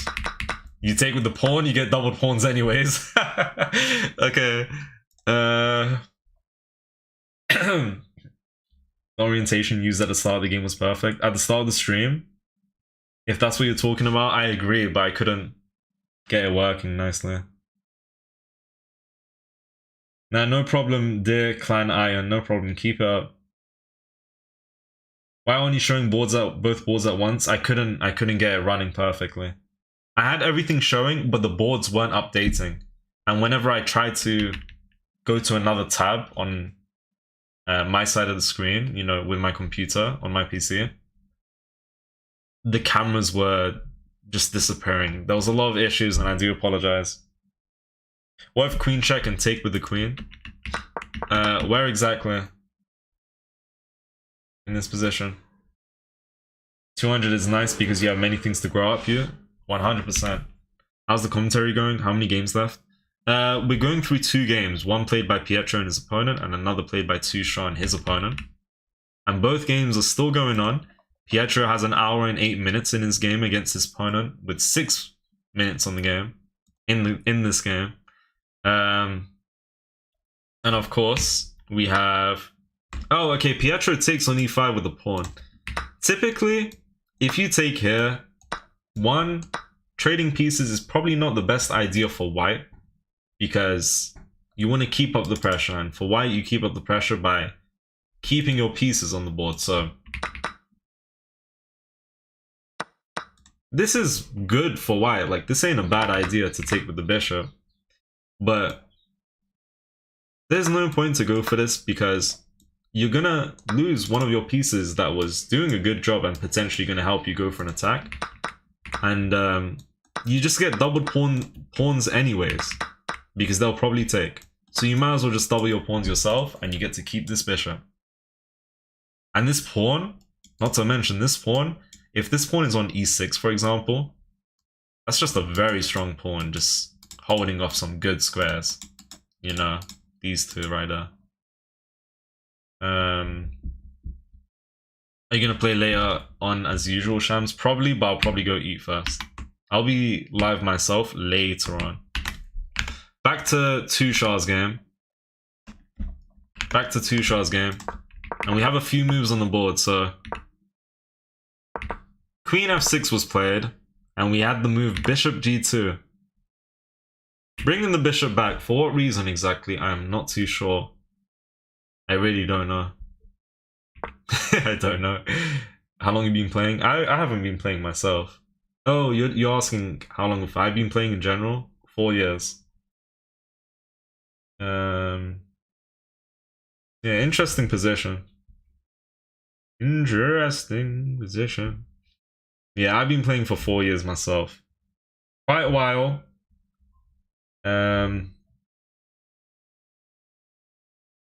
What did I miss? Quite a bit, actually. A lot is going on here in both games. Eat shawarma.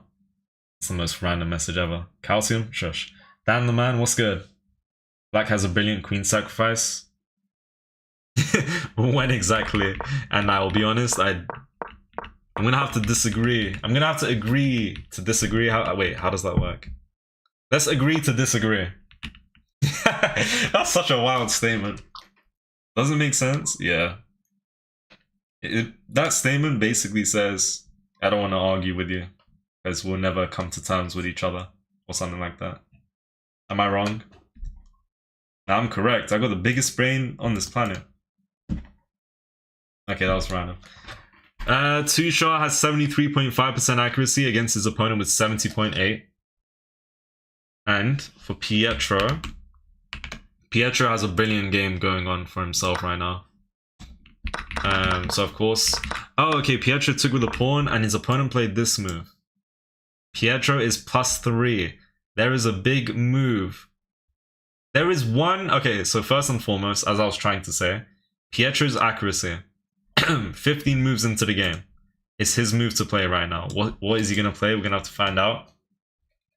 He is +3.2 on the eval bar.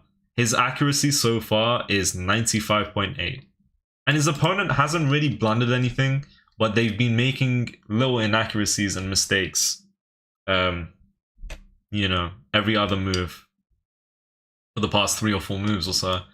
And his opponent has just under 84% accuracy. Now Pietro, to keep the advantage of 3.2 on the eval bar, the second best move will give him a 0.6 advantage, and that is not much at all.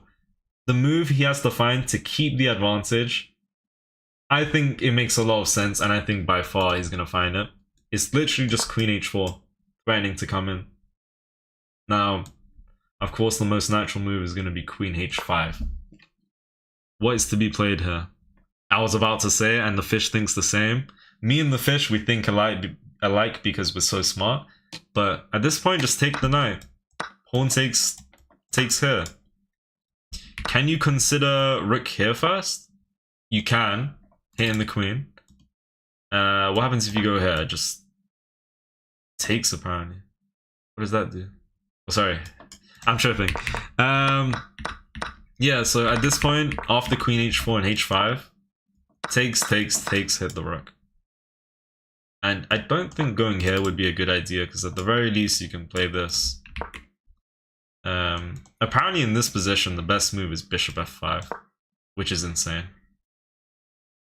And we're going to ultimately take out the rook, but then there's an in-between move to just come with the pressure. And apparently black should play this. But, okay, they move the queen. Just takes. I mean, white is just looking really good here. I believe Pietro made a move. He played Queen H4. Pietro has found, quite frankly, I don't know, I want to say the only move to keep an advantage. Second best move keeps you at 0.6 advantage. It's not much at all. This is probably a miss. And so for that reason, yeah, Pietro found the only move to keep a crazy advantage on his side of the board. He is crashing. Shawarma will bring world peace. I do agree, shawarma will bring world peace. I've had plenty of shawarma this past month for some reason, and I don't plan on stopping. Let it be known. Let it be known.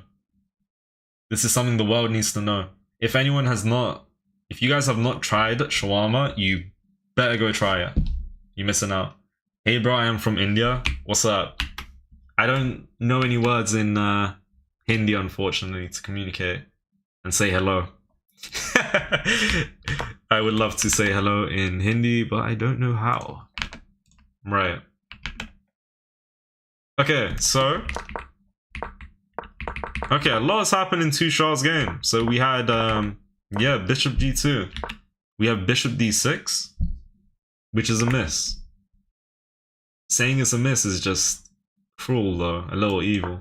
Best move is E4. For black. But okay, let's see what was played. A lot of moves were played. So Bishop D6. This was a miss. Best move is to take. Have them recapture. And just go for A4 looking for B5 potentially. Let's just go back a second. But we have all of these moves instead. So we had Bishop D6, F4.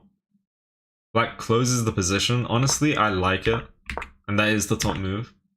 And that's the only move to keep the game close to equal. If you play the second best move, you're taking here or here, and you're minus 1.5. White is winning.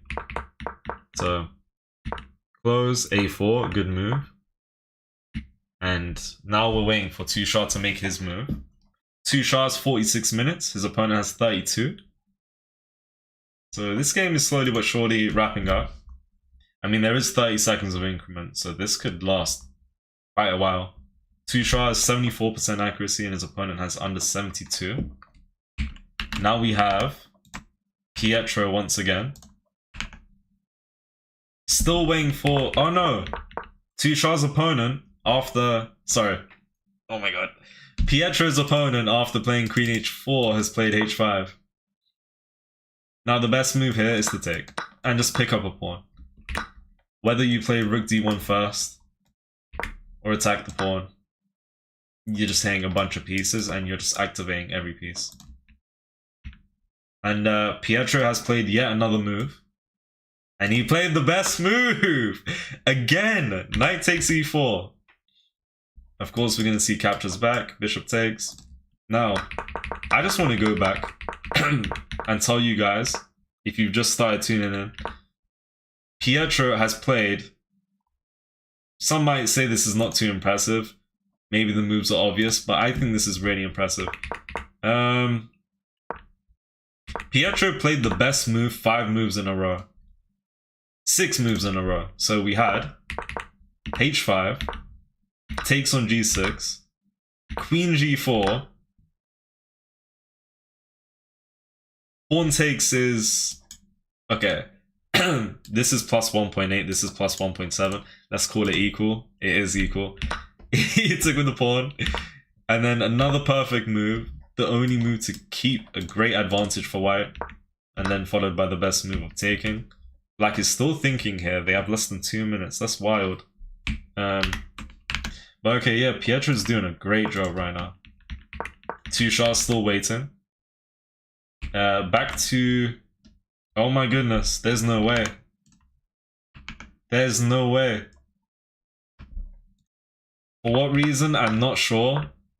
Well, actually, okay, that move makes some sense. I was going to say Black refused to take and capture the knight.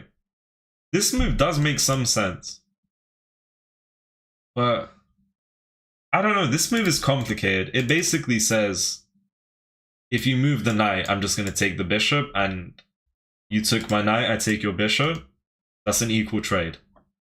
So Black essentially played an in-between move. There is a huge move here that would just come with a lot of pressure, and that's G4. That is what Stockfish wants. There is also, I don't know how good this is, but for example, is there Knight C5, Bishop takes C2, and Knight E6 to fork these pieces, the Queen and the Rook? They take, you go for this, Queen D7, and you just don't have as much pressure as you did before. It's winning, but you don't have as much pressure. Okay. Best move is G4. Bishop takes. Then we have Knight G3. Oh, well, that's just smart. Yeah, G4 is crashing. If you take, then you can save the knight, because there's no threat down there. If you take with the pawn, I mean, you can come in. There's also another crazy strong move. Knight G5, which says if you take, this is just mate because you can't escape. Best move here would be Rook F7. When you gotta play moves like this, you know you're cooked. Then we have this. Then we have Rook takes. If you take with a pawn, there's a mate coming your way with Queen H5, double attack. So many moves are winning. So many moves are winning here. But yeah, let's see. We're still waiting for Pietro to now make a move. Let's go back to Tushar's game, because I do think he played a move on the board. Yeah, so after the position was closed, we had 8-4, followed by Knight E7 and B5. And I don't think takes will be the best idea, because while Rook A8 won't do too much after King D7, you probably shouldn't invite the Rook to get into the game and infiltrate. Plus, maybe just Rook A7, add pressure there. There's a few things that White can go for if Black takes the pawn. But no, they go A5. And A5 was the top move. This has been a wild game so far. Black has had a good advantage of plus 1.5 in a couple of positions. White has also had a good advantage in a couple of positions with at least 1.5 on the eval bar. You know, this is an interesting game. Did Tushi win? I've been working. Tushar is still playing his game. He's still going. Bishops used to be elephants. Any thoughts on that? You're talking about the old variations of chess, right? B6. Interesting move. B6. Simply to just double the pawns. And I mean, you can maybe play this and attack that. That's one idea. Which is a decent idea. Yeah, this is the top move if takes. Just bring the queen. I pressure her. Makes sense. And now we're waiting for Tushar's opponent to make a move. Can you speak Ganesh? It's my name. Alright, hello Ganesh. Shout out to you. You basically lose all advantage if you try to maintain the pawn structure. Was that with Pietro's game? Yeah, everybody do like the stream. Bro got the bots ready to announce everything. It's pretty cool. Yeah, sorry if I can't read all the messages, by the way, guys. There's a lot of chats that I'm currently going through. Okay? So do forgive me. Or don't forgive me. Your loss. Your loss? I don't think it's that serious. Let me just go here. Right. Also, let me see if I can... What are the standings? I'm trying to check the standings. So, we have Tushar at 9th place in this tournament. And that might sound like a decent amount. There is... Bro, there's like there's 154 players in this tournament. In their bracket, I guess. There's also a separate one for title players, I believe. For Masters. But okay, in Tushar and Pietro's bracket, there are over 150 players. First place has 6 points. Tushar is 9th place. There are 3 people in this tournament with 6 points. That means they've played 7 games and they must have lost one of them. Okay, we have this move in this position. Interesting. Taking doesn't look nice, to be honest. Yeah, what I'm trying to say for the past minute or so is that Tushar could win this tournament. Regardless whether he wins or not, he could very well come top 10, better yet top 5. He has a great tournament going for him so far. Let's go back to Pietro's game. Pietro is still thinking about what move to play. And the standings for Pietro, let's just take a look at where Pietro is at. Slightly lower. Pietro is sitting at, if I can just find it quickly. So his opponent is sitting at 85th place. Pietro is 99th place. But even with Tushar, as I said, he was 9th place. He's even 4th place because 4th place has 5.5 points. I don't know how it really works. There's a bunch of people who have the same amount of points. So Pietro and his opponent are 15 people away. It's like a good way to say it in terms of where they stand. With the same points. I don't know if there's a... what's the word I'm looking for? A certain criteria that needs to be met to have the same points as someone else, but, you know, be a little higher than them on the standings. Maybe if there's less moves played on the board, for example. I doubt that's something that is taken into consideration. But I don't know if there is a certain criteria that's involved. Also, I spoke about G4 earlier. What happens if they take here? I did speak about this earlier, and I didn't mention what happens if he just takes here. So we want takes, and we just open up the king even more. You know, like that's just looking really good. All right, so Pietro's still thinking about the right move. Trying to find the right move. Now we have Tusharin's opponent. So Tushar played bishop a3. Yeah, Tushar played bishop a3. I like this move, offering a trade. If takes, rook takes, you can maybe swing the rook over, double up, bring the queen, I don't know, the other rook. A lot can happen. Very good structure for Tushar on the king side. I like it a lot. He's done a good job. We had this move.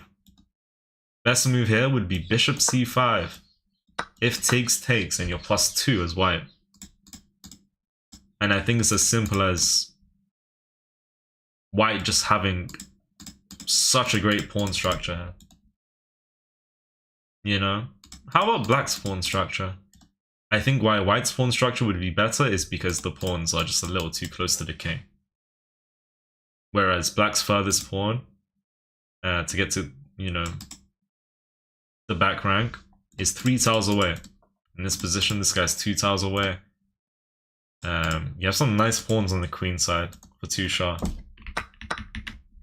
But bishop. Oh, he played bishop c5. That's crazy. Saying if you take, I recapture, and this pawn is here forever. That was a lovely move. Of course, you can't take because the bishop's now defending. I mean, if you even take here, you got choices. Not that he's gonna take here, but if you did take there, you got choices to pick up either piece. Maybe take here and look for that. None of that's gonna happen though. Shams, you're short? No, I'm 6'8". Shesh. W shawarma. W shawarma. Why is Danish Gambit here? Are you? I am not the Danish Gambit man, bro. I am not Mr. Danish. I do love the Danish Gambit. Let it be known. Tushar sends people to the gulag with Bomb Cloud. Bro, he does. And he's been doing exactly that. Let's go back to Pietro's game. Still taking his time trying to figure out the right move. Are you live in TikTok as well? Not right now.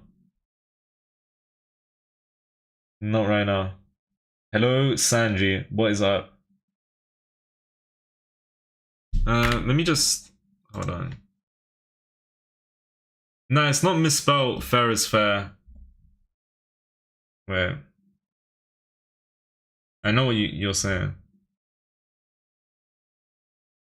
I only have Shams211 on Twitch and a few other platforms. I'm usually going by Shams21 as my handle. Usually.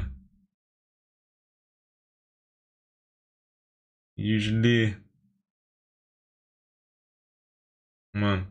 Stop trying to deny reality. Okay. Hold on, guys. Let me just do something real quick. Actually.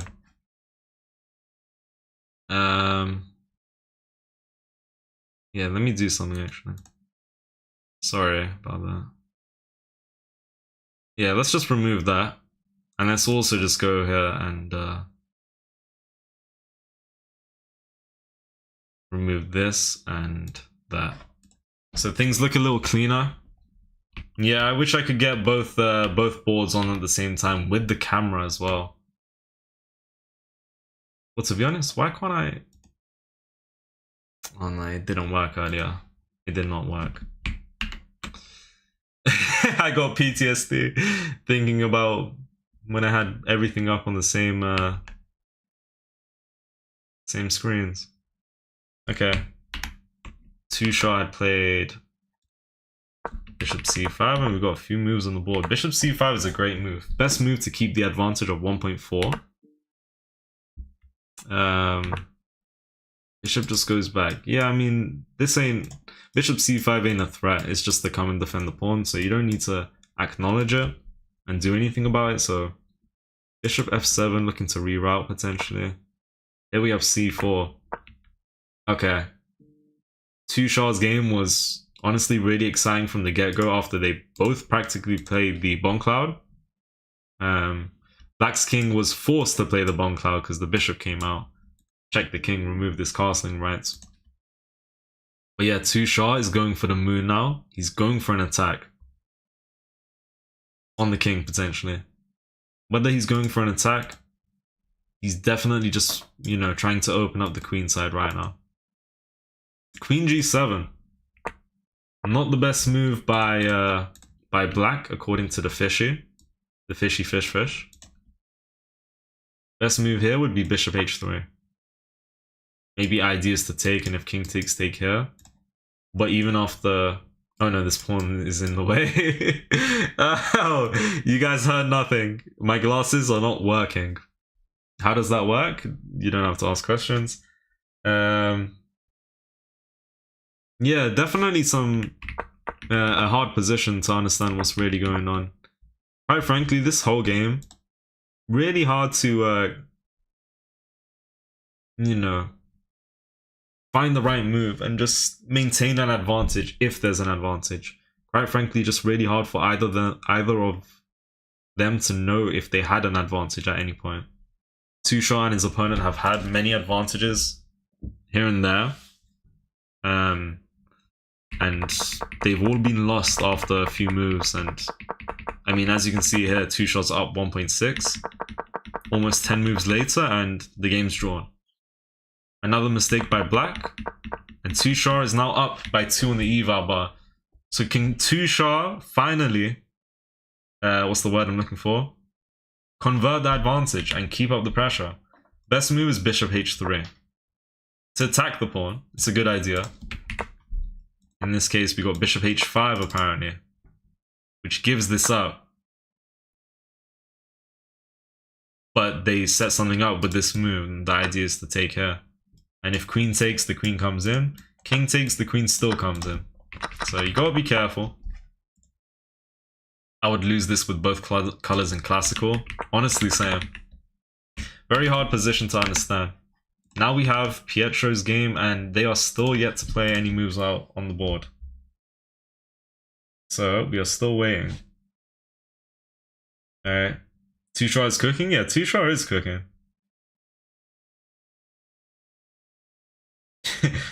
Where can I watch the games live? And the bot said Mars. You can watch the games live at chess.com in the event section at the Maia Open. You should be able to find it. You should be able to find it very easily. Everyone do like the stream as to show support to both Pietro and Tushar, by the way. Do like up the stream, everybody. Alright. All likes are appreciated. They didn't tell me, but I'm sure they appreciate it. Like anyone else. Whenever you like something, it is always appreciated. This is just like undeniable facts. Okay, I'm low-key waffling. What are these players' ratings? You should be able to see on the board as well. Under their names. Pietro is currently 1766. I believe that's FIDE, of course. His opponent is 1598. Then we have Tushar, who's been on the grind for some time. He's sitting at 1946. And we have his opponent at 1833. They're both... Wait, Tushar's opponent is... Hold on. Tushar's opponent is 3rd place in the tournament, alongside 2 others. Well, points-wise, he has 6. And he's alongside 1st place and 2nd place, who both have 6 points. If Tushar wins this, he's going to dethrone one of the players who are having a slightly better tournament than him. You know. If Tushar wins, he has 6.5. His opponent has 6. Let's see.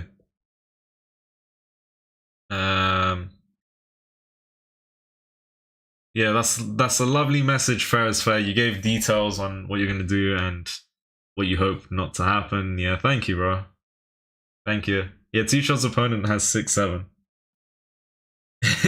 Did Tushi play Bon Cloud? You tell me. He played F3. And he played King F2.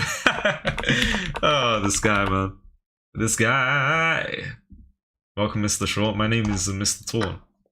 Alright, of course, this move was played. I didn't talk about it. The best move in the position. A few other good moves as well, but this is really good. C takes D5. I mean, if pawn takes, positions even more opened. How do you take her? Because it could make sense to take towards the center and you have a very good pawn structure. You take with the bishop, you have a tall pawn. That's what is referred to.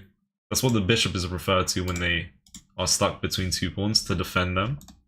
They just serve the purpose as a regular pawn would. With the addition that they're covering the back pawns as well. Tushar's opponent is not sure how he should take. Taking with either way, well, taking with either the pawn or the bishop, both completely fine. Black is losing by 2 on the eval bar.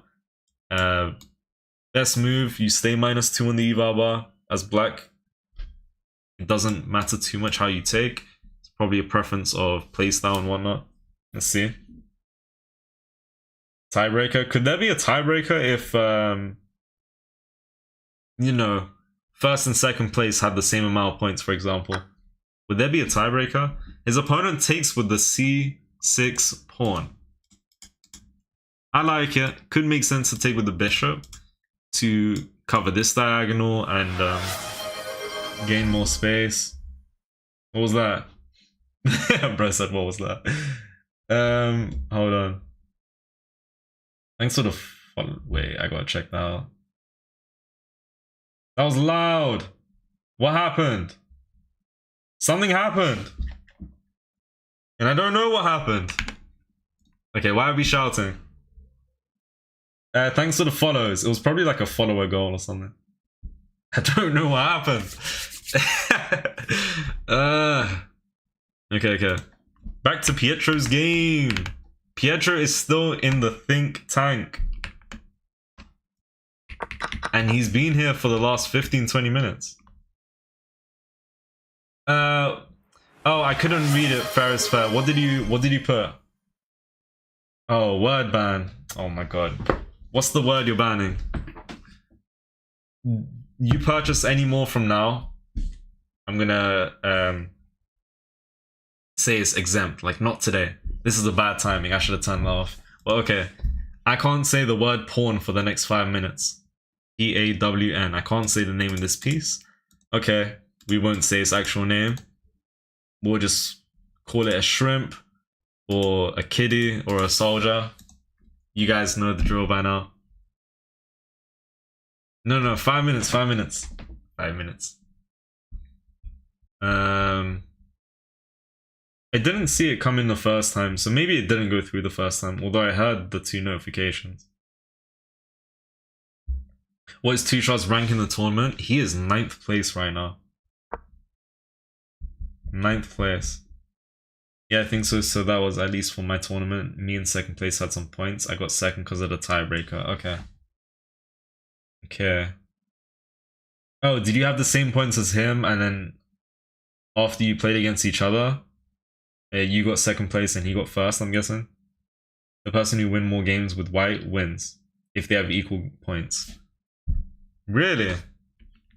Is that how the tiebreaker works? If they've won more with white, then they end up winning the tournament. Oh, with black? Okay, yeah, with black, I think that makes sense. Because, of course, white has a slight advantage in the beginning. Having the ability to make the first move. No, I didn't say something else. Tem hurts league. Not quite. Isn't he 4th in under 2000s? Good question.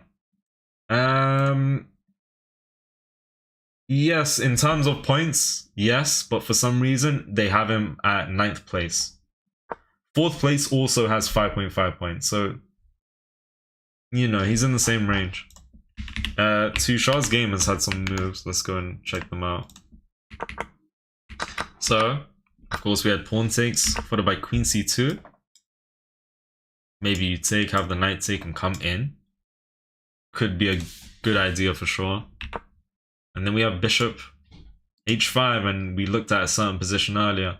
The idea with this move is to take out the knight and infiltrate with the queen.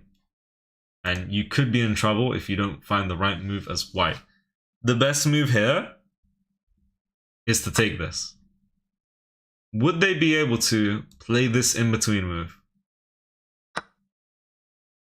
No. Because, and it's such a good move as well. Queen c7. And if takes, you're going to want to take with either the pawn or the bishop, but I would say preferably the bishop. And after you move, you take and you're up a piece. But realistically, you just take her. And you come in anyways. Really? Why do you play this? You're just giving a pawn. You play this move. The pawns are really weak. You can play this defending the pawn. And then you just bring over the pieces. Okay, that's all interesting. I don't know too much about that. Alright, Pietro's game has had a move. Oh! Knight g5. Sacrificing the bishop. Boom!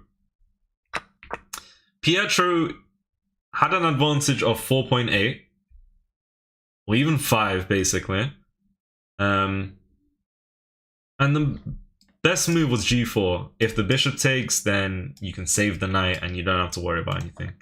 If the pawn takes, knight g5, and if bishop takes, queen h7 is mate, because the knight on g5 covers the one escape route for the king. Now, with knight g5, what is the idea? Is it this? It might be this. I like it, but the fish wants white to just burst everything open. This ain't an easy move to see.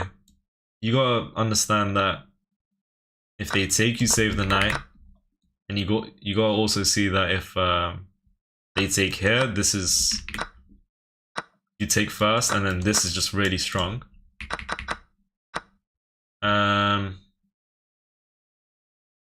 I understand why Pietro went and played this move, and honestly, I might have done the same thing. He's basically saying, okay, I like the move you played. For those who are just tuning in now, Pietro captured on e4. Instead of capturing back here as black, black played an in-between move that is not the best because g4 is quite strong. But the logic with this move is that if you do move the knight, we can take. And of course, there's also knight c5. I think the whole idea with knight g5, knight c5, knight g5 is better because you're closer to the king. I think the moral of the story is that he might want to go for this fork. And so after something like this and this, white is up the exchange and they are still winning really nicely. Also, Pietro's opponent has 1 minute and 30 on the clock. Wait. Oh, Pietro did exactly what we just spoke about with knight g5. So black took on c2, knight e6 going for the fork. Queen out of the way, takes. Pietro has 43 minutes, his opponent has 1 minute and 40. Pietro's up the exchange. There is no longer an attack. If there is an attack on the king, it's definitely not as strong as it could have been with the help of the bishop or just better yet, the knight. The knight is usually a very strong piece to have when going for an attack on the king. A knight mixed with the queen, that combination is typically really powerful. Have you got Two Shots game link? It's not on events, can't find it. I can actually give you the link. I could give you the link, to be honest. Yeah, let me see if I can do something quickly. Yeah, I can give you the link since you asked, because why not? Wait! Okay, I might have to do that afterwards. Look, you can go to the events section on chess.com and the Maia Open should be there. Just type Maia Chess Open chess.com and you'll find a link and you'll be able to find his game. If you can't, I can definitely send something over. Alright. Okay. Two Shah played Queen C2 earlier. His opponent played Bishop H5. Played a good move, saying if you take, Queen takes or even King takes and you can't come in because my rook's defending that. Okay. And so this was played, they played that move.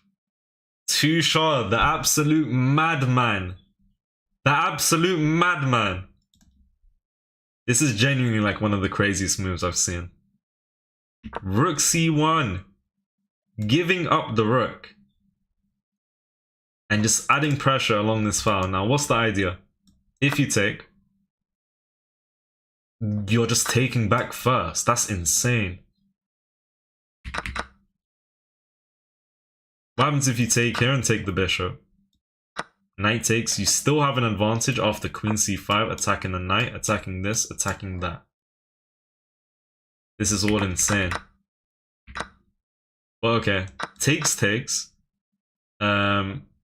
In a position like this, honestly, I like what Tushar did a lot. This bishop is so valuable. To give up the rook for the light squared bishop, this pawn is definitely a slight weakness for black. Not the easiest for white to target, but this bishop is just gonna keep pressure for as long as possible on this pawn, and you know, we're x-raying through that, this whole diagonal all the way to the knight. But in this position we would have king e7, and then the move would be queen b3. So honestly, rook c1, nothing off the bat with this move, no tactic off the bat. It's just a positional sacrifice. He's giving up the rook because his opponent is going to constantly need to defend this pawn if that's what they want to do. The best move would be this. And he's taking advantage of black's rooks just being stuck in the corner. They're not doing much. Tushar's opponent is on 6 points. Tushar is on 5.5. And yeah, Tushar has played a crazy nice move. Yeah, he sacked the rook. Right. For those who wanna see the opening, this is the game between Tushar and his opponent. So we have the bomb cloud. Some very suspicious business. We had bishop g6 after h5, and now they've both practically played the bomb cloud. Bishop came back, so it's not trapped. Rerouting the knight to g3.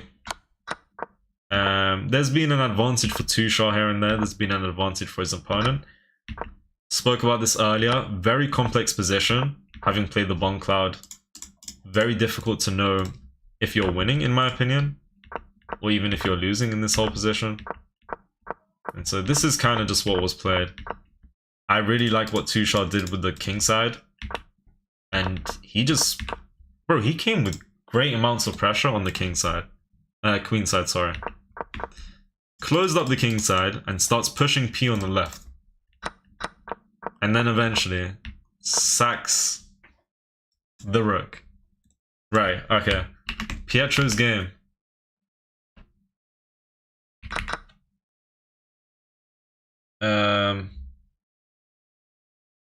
Yeah, Maia Chess Open, and you can go to under 2000 section and search for Tushar. You should be able to find it pretty nicely. Yeah, there are links to Prague's game as well. Make sure you... I think the easiest way is to go on Google and type Maia Chess Open. Chess.com or something like that, and you'll find it. Yeah, Pietro's currently up by 2 points of material, winning an exchange. Pietro's the one to move here. And with Tushar, Tushar is up 2 pawns. He's done a great job. He's done a really good job. Yeah, we got Stonewall business in Tushar's game. Is that what you're referring to? I mean, I definitely don't see a Stonewall in Pietro's game. So yeah, Tushar's got a very good pawn structure. Pietro too. Pawns doubled, might be a little awkward. Pietro is winning and Tushar are winning. Both are protagonists, right? Pietro and Tushar, of course. Doing really, really well. My audio and video aren't in sync. Why not? Should be. Restart the stream if it's not. His opponent has 2 minutes. Pietro doesn't lose and he wins in such a position. He's saying he will win. He won't lose, because I do agree. In what rankings is Tushar 9th? He's in the under 2000 rankings. Well, that's the part of the tournament he's in, and he is 9th place. He is technically joint with 4th place, who also has the same amount of points, but he's been given 9th place for some reason that I'm not sure why exactly. He's playing a much more complex position than Pietro. Is kind of dangerous. Yes. I mean, every tournament he's been playing the Bon Cloud. I haven't seen every game that he's played. I do happen to know he's won a lot of them. And actually, like, watching the whole game right now with Tushaw after playing the Bon Cloud, he's done a great job, to be honest. Yeah, once again, I mean, he didn't really come with any opening prep. He's playing off of vibes and intuition. And he just sacrificed his rook. And he is in a slightly better position than his opponent for sure. Being up 2 pawns and just coming with the initiative and coming with the pressure. Yeah, it's crazy to play the Bon Cloud and end up in a position like this. That's crazy to me. One thing you would hate as the opponent would be to lose against the Bon Cloud. If that happens, shows that your opponent who played the Bon Cloud is really good. Might show that you don't know how to take advantage of it yourself. We have this move. I mean, there's a lot. Bro, this is gonna be a mess. Or maybe not. Right, Rook H7. Tushaw was up 1.8. Now he's up 3.3. Can he take advantage of this? Best moves to take, have them take, and play the move Queen C5. Attacking the knight, the pawn on A5. There was a similar position that this could have occurred in. It was something like this. And, wait, what am I doing?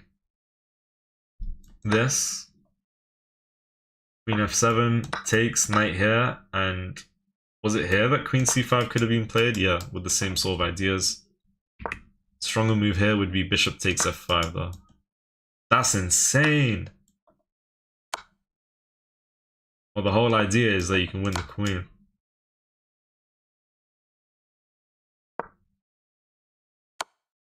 And then the knight.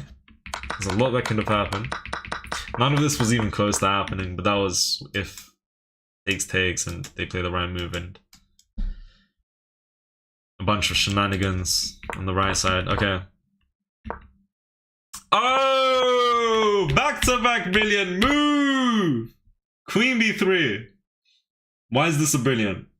What's so brilliant about Queen b3? It's not the move itself, it's the fact that the rook is still hanging. And it's not just that actually.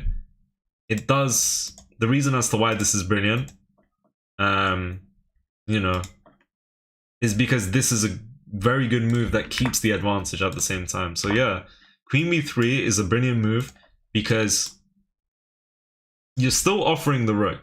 You're still offering to go down the exchange.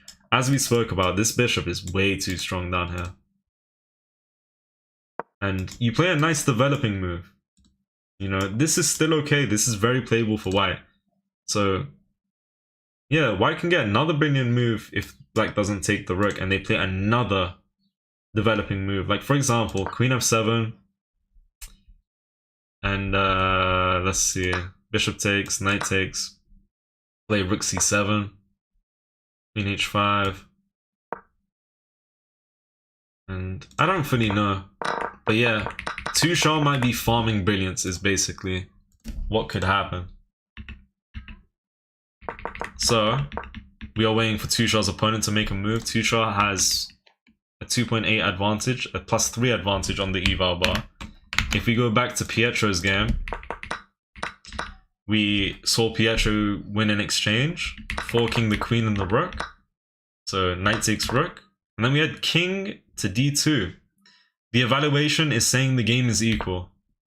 We have bishop f5, 0.8 advantage for white. Of course, they're up in exchange. The move they should have played was queen f5 apparently.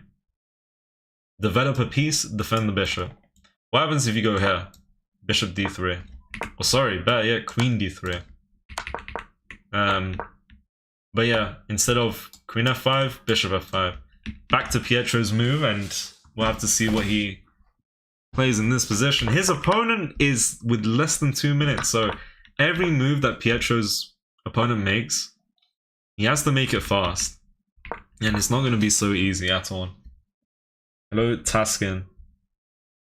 What happened to the position I was here 40 minutes ago? Which position? Pietro's or Tushar's? Tushar is just farming brilliance? Yeah, he is.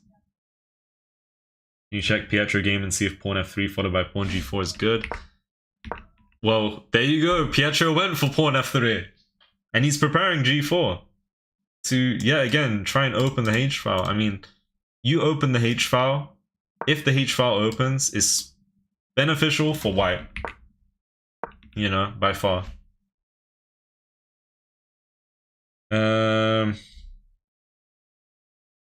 That's good to know, Dick Clan. Keep it up, bro. Tushar, yeah, Tushar's position is wild stuff. Let's go back. Pietro is now the one to move, but let's take a look at Tushar's game real quick. And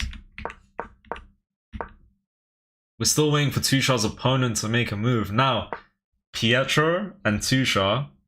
Pietro's game, I think he kind of lost that advantage. No. After king f7, he maintains an advantage of being up 0.8. Black couldn't find the right moves to equalize, being down the exchange. They had to find a way to equalize and find near perfect moves. That's kind of what you gotta do when you're down material. You know, there might be one or two situations where you have to find the right move to keep the position equal, even though you're technically down material and down points. But yeah, Pietro has an advantage, and he's up on the clock by 30 whole minutes. Pietro has 31 minutes, his opponent has less than 2 minutes. Then we have Tushar with 34 minutes against his opponent with 12 minutes on the clock. And he's also with an advantage of on the board. He's +3. This is crazy, bro. You know, sometimes classical chess can be a bit boring, you know, but both Pietro and Tushar, yeah, they are making these games as entertaining as they possibly could. Back-to-back brilliant.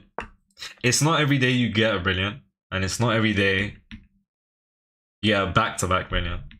Or better yet, let me rephrase. It's not every day you get a brilliant move. It's not every day you get 2 brilliants. And it's definitely not every day you get back-to-back brilliance. Guys, what you've been watching, like, put it on paper. Like you should be learning from this. Learn from the GOATs themselves. Alright, Pietro's up in exchange. Tushar's up 2 pawns. He's sacrificing the rook to just go for more. He's coming for the king. He's trying to keep up the pressure. You give up the rook, everything is defended over here. You come with the pressure down here. This pawn is really weak. And to get a light squared bishop on h3 to where your opponent doesn't have a light squared bishop, black is in trouble. By the way, if they take, not the best move at all. Not even the third best move. From, you know, best move is queen f7. And you're -3.3 on the eval bar. If you take, you're almost -4 as black because of the pressure. Okay, to be honest, it's updated to 3.6. He could take. We'll have to see what he plays. But yeah, Tushar played queen b3, and his opponent has 10 minutes now, so we'll have to see what happens. Then we have Pietro, who is still thinking about his move since his opponent's played king f7. Alright. Shout, this is the way. This is the way. Okay. Wasn't Tucci playing on the king side 40 minutes ago? That's why I'm surprised he's attacking on the queen side. Yes, for anyone now joining, in Tushar's game, this is not Tushar's game. This is Pietro's game. In Tushar's game, he was him and his opponent having a lot of action on the king side for the whole entire game. There's been blunders, there's been mistakes, there's been plenty of misses. Again, this is a complex position. To know you're winning is really difficult because the position is so difficult to understand, in my opinion, at least. And I do think it's quite difficult for them both because Tushar's opponent Abdullah is down on the clock. He's currently down on the eval bar. They've both had plenty of advantages, but they've lost it here and there. Right? What was the point I was getting to? A lot of action on the king side. Next thing you know, Tushar takes the game into his own hands and says no. Going for a queenside push. You gotta respond to my ideas and my plans. This is why it's so important to come with initiative. I don't know for how long now, but let's try and find exactly. Let's say from here onwards, this is move 24, and since then there's been 11 moves. So, ever since this position, Tushar's been coming with the pressure and coming with his own plans. And every move he plays, he's getting his opponent to respond to him. And that's typically what you want. I mean, you see the development on Tushar's side of the board. Everything Black's been playing has practically been, you know, moves to try and, okay, come with some light tactics, or to try and, you know, prevent White's ideas. He's doing a good job, initiative-wise, you know, he's keeping up the pressure. Let's go back to Pietro's game. He's also been doing a lovely job. I spoke about him playing perfect moves, 5 moves in a row. From here, H5, best move. Takes on G6, best move. Bringing the queen, best move. You play a random move, you're getting checkmated. Alright, smothered mate. Beautiful stuff. His opponent knew not to fall for stuff like that, so taking out the knight's a good idea. And yeah, perfect move, still continuing. This is good. G4 would have been the way to go. I like the move he played, and I quite frankly would have considered to go for the same thing for sure. Yeah, Pietro really wanted to find the right move here. He spent 23 minutes here. And honestly, yeah, Pietro spent the most time he spent on one move in this game, in this position. Before playing this move that took 23 minutes, he spent no longer than 7 minutes for a few of his moves earlier. The move was not the best according to the fish, but it's definitely winning. So he played a good move. Then after King F7, since the opponents played King F7, we have Rook AD1, centralizing the Rook, and Rook H8. And then the King has just manually castled. So we've essentially just seen queenside castling, but manually. Bishop D3, I like that move a lot. It's covering some nice squares.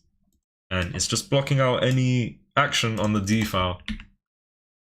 And moves like this are really good when you're down material, to block out a stronger piece, you know. Stuff like that. I didn't see that game. I won't take a look at that right now. Pair 12-6-7. White's move Queen C7 in the Queen's Gambit. It makes no sense. I've seen Queen C7 in the Queen's Gambit or even the London system before. It must have looked really out of place then, right? I did not see that game though. Oops. Oh no. Okay. Let's go back to Tushar. Okay, I'm bugging out. What am I doing? Tushar's opponent has 5 minutes. Crazy leads in development for both Tushar and sorry, leads in the clock for Pietro and Tushar. Right. Hold on. He even had 2 brilliants. We are fully entertained. Facts. How many moves have been played in Pietro's game? About 20 or so. Tushar's game has had 35 moves. In Pietro's game, we've seen 24 moves. So, yeah, there's a lot of action coming here soon as well. I think even 20 minutes ago, 25 minutes ago, Pietro and his opponent were like on move 13 or 14 even. But now they're on move 24 because his opponent's on a minute and a half. It's crazy. And yeah, I mean, what is Tushar's opponent gonna play? He has 4 minutes on the clock. He doesn't know what to do. D4 is interesting in Pietro's game, to be honest. I mean, he likes playing the London system, you know? So it's pretty much all it is, right? I used to play the London system. It's really solid. People say it's boring. It might be a bit boring because it's too solid. That's the reason behind it. And it's just really indestructible. And if you play the London system, not the Joe Barber, you play the London system, really hard to blunder pieces and whatnot. And the games just result in draws, to be fair. In probably the first game of this tournament, Tucci was up 1 hour on the clock. And in this one, Pietro was, yeah. Tushar is now up on the clock by a crazy amount as well. They're both with good advantages clockwise. But yeah, Pietro was up by a whole hour. What is Pietro's clock right now? 24 minutes against 1 minute and a half. Then we got Tushar with 34 minutes against 3 minutes. Did a Tushar's opponent resign, or is he just thinking? He's still thinking, trying to find the right move. Oh, D4 right now in the chess game. Oh, was D4 just played in Pietro's game? I'll take a look in a second. What is your favorite gambit? My favorite gambit is the Danish gambit, which is very ambitious. If you guys have not tried it, I would definitely suggest you to play it. I've spoken about why it's my favorite, and honestly, I've been playing chess for 4 years. The most fun I've ever had when playing chess was when I started playing the Danish Gambit. And I started playing it less than 6-7 months ago. No pun intended. Because the positions you get with the Danish Gambit, I mean, there's just tactics everywhere. A lot of the time. Sometimes your opponent plays super well and they refute everything correctly and perfectly. Sometimes I can't find the right moves, but the games are always just spicy and fun. So yeah, if you guys haven't tried the Danish Gambit, do try it.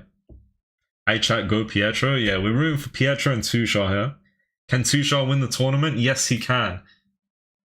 It might be a little difficult, but he's definitely able to. Whoa! Whoa! Rook takes h4. So Tushar sacrificed his rook. His opponent sacrificed his own. Now, let me tell you, you can just take the rook. I have no idea. Actually, I do know what Black is thinking. Black is saying, if you take with the rook, they want takes, and to come here, maybe? I don't even, bro, I don't understand. And if you play this, the bishop and rook are hanging. But in this position right here, where the rook is just free for the taking, you know what the best move is? It's not to take the rook, but it's to play. It's to play. It's to ignore all of this, right? Your rook's hanging now. Your rook is just hanging. Takes, bishop takes, rook takes. You're down a piece. Best move here. Queen takes d5. Pinning the bishop to the king.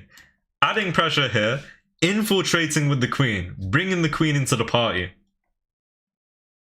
Now what happens in this position? You're giving up the rook. And you're just playing this move.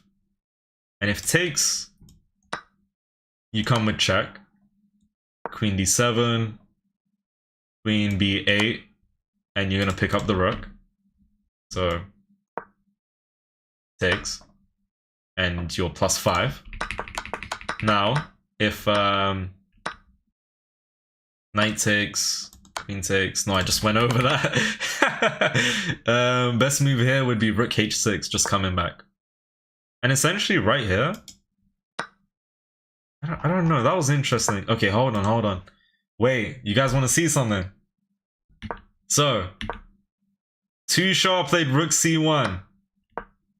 His opponent played rook h7, queen b3, back-to-back brilliance, rook to h4. You want to know what Tushar played? And his opponent is now on a minute and a half, and he's going to be struggling. You know what Tushar played in this position?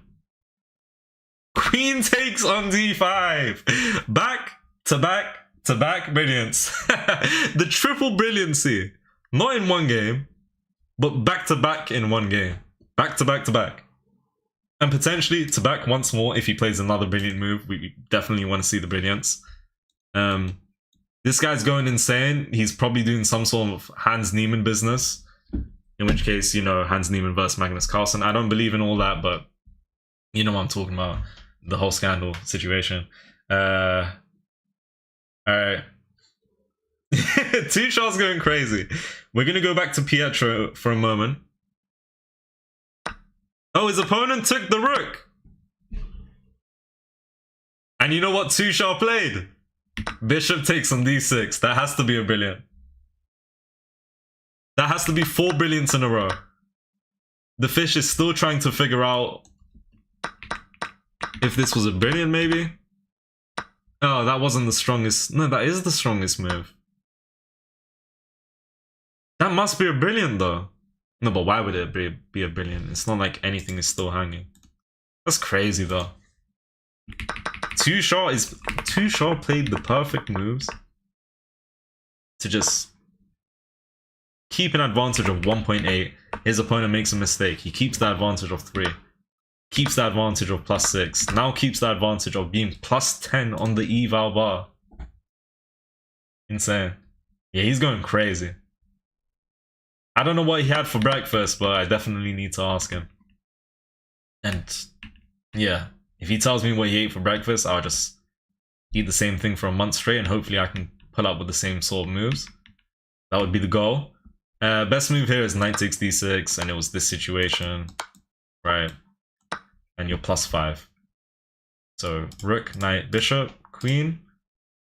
You're up a piece and 2 pawns. I don't know about you guys, but I think that's really, really good. I mean, I just burped. Oops. Okay, wait. We have rook to h8. You have discoveries on the board. There is potentially bishop e5. There's queen blocks, maybe takes the rook, but you want to keep up the pressure. You have discoveries in this position.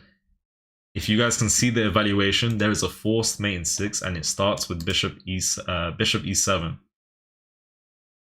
You give this check, you block out the queen from being able to come over. Why would this move be strong? Well, first of all, you're hit with a double check, so you either need to move or take. If you take, there could be this move on the board, right? But the best move is queen takes b7, and there's a mate in 4. We're going to look further into that, but we do need to go back to Pietro's game. Rex, what's up, bro? What up? Alright, back to Pietro's game. And there's been a couple of moves. Pietro in this position. Whoa, these guys are going crazy. Pietro, probably a little annoyed by this. And honestly, it is of consideration to do something crazy about this bishop. Why did I point this arrow? Because Pietro went for a sacrifice. And essentially with this move, he was winning. He was technically winning, being up 2 points of material. But he's given it back.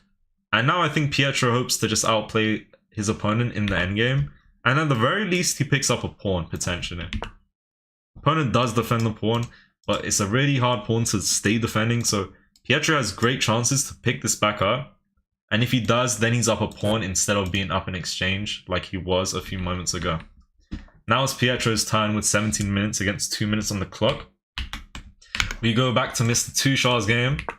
We had rook h8 on the board. It's Tushar's move. Mate in 6 on the board, alright? Bishop e7. Best move to take. Bring in the queen. King e6. That's a free... No, that's not a free queen. d5 check. d5 check, defended by the queen. If you go here, it's just rook here, and that's, you know, it's nighttime soon. But let's see. Oh, and that's what he should play. Wait. Yeah, so king e6, d5 check, king here. Oh no, this is the best move. King e7. What's the best move here? This check. King here and... It's crazy! So, Tushar has such a strong position. All he needs to do, whether he sees this or not, he needs to just come with the checks. I mean, if you just spam the checks, this is a double check, it just looks crushing. Definitely need to calculate. I mean, look, you play this move, if they take, at the very least you hit them with that. At the very least. But, I mean, they go here. What if they, like, play that? Just rook c6. And that's just mate, because you can't escape. There's a lot to take into consideration and figure out for Tushar. He has 30 minutes on the clock. I don't think he's going to disappoint. Oh, wait, we have moves. We have rook c7. Okay, so we don't get bishop e7. We get the second best move instead. And you're plus 10 on the eval bar. Rook c7. Attacking the queen. And there's a lot going on in this position. And they just took. They just took. And that is the best move because black is just cooked. You give up the queen for the rook. You take with the pawn, the bishop. Both are good. The fish prefers this. And let's just think if you go here, there's even more checks. There's a mate in 2 actually. So you got to play that. Bishop e5. And yeah, it's just a slaughterhouse, bro. Someone needs to call the ambulance, bro. ASAP. For Tushar's opponent. Okay, yeah, pawn takes, king down, and bishop here to pick up the rook. He played exactly that. Let's go back to Pietro's game. Alright. Okay, Pietro's game is getting really interesting, and it looks like we're getting into an endgame now. Pietro once had an advantage on the board. Now we get this position, where his opponent is actually up 0.5. That's crazy. How the turntables have tabled. This game was not the simplest in terms of, you know, how to convert, but also Tushar's was really difficult as well. Tushar's done a good job to convert. Pietro's slightly disadvantageous at the moment, which is unfortunate. He had such a great opening, such a great middle game, and yeah, he had like 95% accuracy, Pietro, against his opponent with 83. Now, Pietro has 83.2% accuracy, and his opponent has 83.7. So, equal game. Apparently, black is, you know, going for the win now. 0.5 is not much. It's practically drawn. Maybe a grandmaster can convert that. That's a good move. This pawn's gone. Maybe just take and go from there, to be honest. Or better yet, king d2 and just collect with the king. There's a lot that can be done. Can't infiltrate with that guy because of the bishop. That's pretty nice. Yeah, Pietro with 17 minutes. Back to Tushar's game. Mr. Tushar. Oh, okay, so basically, I spoke about this earlier. Someone told me of this. Shout to them. When you get to move 40, when you make 40 moves on the board, you know, when each player makes 40 moves, you get an extra 30 minutes added, I believe. And so now we see black with 28 minutes on the clock, having attained 30. And we also see Tushar with 1 hour on the clock. And of course, back to Pietro's game. Pietro's opponent, him and his opponent have made 30 moves on the board. So, you know, still some time to go for them to hit the 40 move mark and get some extra time. Yeah, I appreciate that, Hein. Alright, no worries. Yeah, you don't have to chat. I appreciate the support nonetheless, of course. You know this. Right. Pietro gonna throw? That's crazy. Pietro is now -2. Why exactly, though? There's rook h4. And you're losing 2 pawns. Yeah, that's unfortunate. Pietro had such a great opening, such a great middle game. Now he's with a disadvantage, but... Oh, he went for the check. Okay. You gotta go rook d1. You gotta go rook d1. So that if you get hit by rook h4, you play rook g1 to defend the pawn. You don't go king c2 because then you invite this even. Yeah, this or just rook over there. g5, but could just be takes, and if takes, lose that guy. I don't know. This is crazy. Bro, this is insane. And Pietro played king c2. No! Okay, well, black took the pawn on e5, which says what exactly? I don't know. But you're best off playing rook d2, saying if you take, I take.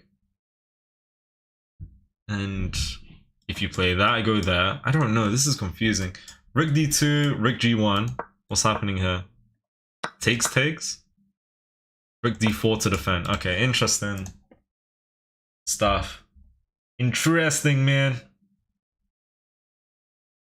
Yeah, his opponent was +2. Had they played this, or +1.5 even now that the eval bar has made its actual decision. And they played this move. They didn't have much time, so yeah, very hard to find the right moves. Also with Pietro, don't have much time, so it's going to be hard to find the right moves. Now, we shall go back to Tusha in a moment. Let me just do something real quick. This is not Tushi. Me? I am Tusha for today, guys. Guys, I am Tusha and Pietro just for today. Just for today. Pietro's opponent is still figuring out the best move to play. Tusha is crushing. He's +4 points of material. He picked up the queen for the price of a rook. And now with the discovered check, he's going to pick up the rook over here. Alright. You analyze Pietro's game just when he played king d2 and check if pawn f3 and pawn g4 was better. I think I checked that earlier. I think it was a good idea. What's your channel? My channel is Shams21 on YouTube and other platforms too. Yeah, Pietro's accuracy was 78 so far. Sorry, Tusha's accuracy was 78. And Pietro's game is with 79% accuracy. Or is that the opposite? They're around the same. Why is Tushi's op not resigning? Who knows? You gotta study that hand. You gotta study that. I don't know much about that. I've played against that before. The Boldler attack. Alright guys. With this move, king to e8, there is numerous moves that result in force mate. The first move is this, and you know, takes queen here. Well, to be honest, bro, like this is so bad for black. Like if bishop takes and rook recaptures, queen here. Not the best move, but just completely winning. The best move after black had played king e8 right here is to come with this move, queen e6. You don't want to go knight e7 because this is mate. The knight's pinned, it can't take. You don't want to go there. So you gotta play king f8. And now, I mean, the knight's just hanging and it's just a mess. The best move in this position would be d5 though. Not to take the rook, not to take the knight, but to just push. And if you get d6 and eventually d7, you're gonna have some shrimps being able to promote. When you're gonna stream on YT? Honestly, I don't know if I will Rex Goated. If I do, it'll be super late. I'll let you know right at the end. For those who are wondering. Your online rating? My rating is 2100. I've peaked higher, but I've since dropped. So I'm sitting at 2100 right now. Which I'm happy with, but yeah, I got a long way to go. Okay, back to Pietro's game. Pietro has played rook d2, which is the correct move in this position. Or at least one of the moves. Another move is a4, double the pawns. Typically a good thing to do, even though they're temporarily up a pawn. We had rook d2, takes and takes. We have this, and he's gonna need to play rook d4 to maintain an advantage. Or sorry, to maintain equality for the time being. If you don't play rook d4, you go f5 check. This is the only way to defend the pawn, basically. So, it's a pretty valuable pawn too. Alright, Rex, go ahead. You shush. At what point when everything is winning do you get good enough to actually want the best finish? I suppose it's like signing off a great piece of work.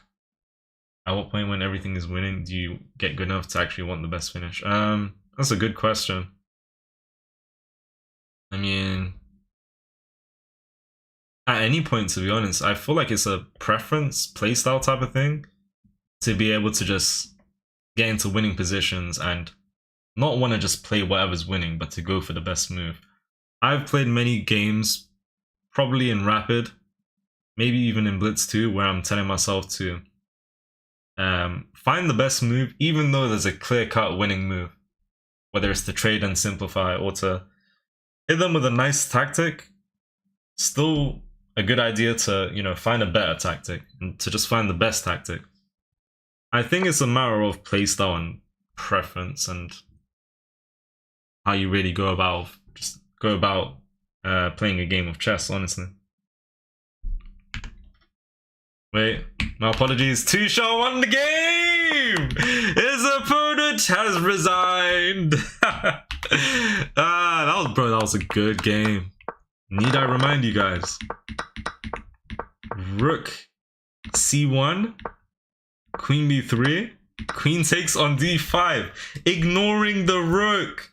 This rook is completely free. You can take, you're completely winning. You're completely winning if you take the rook.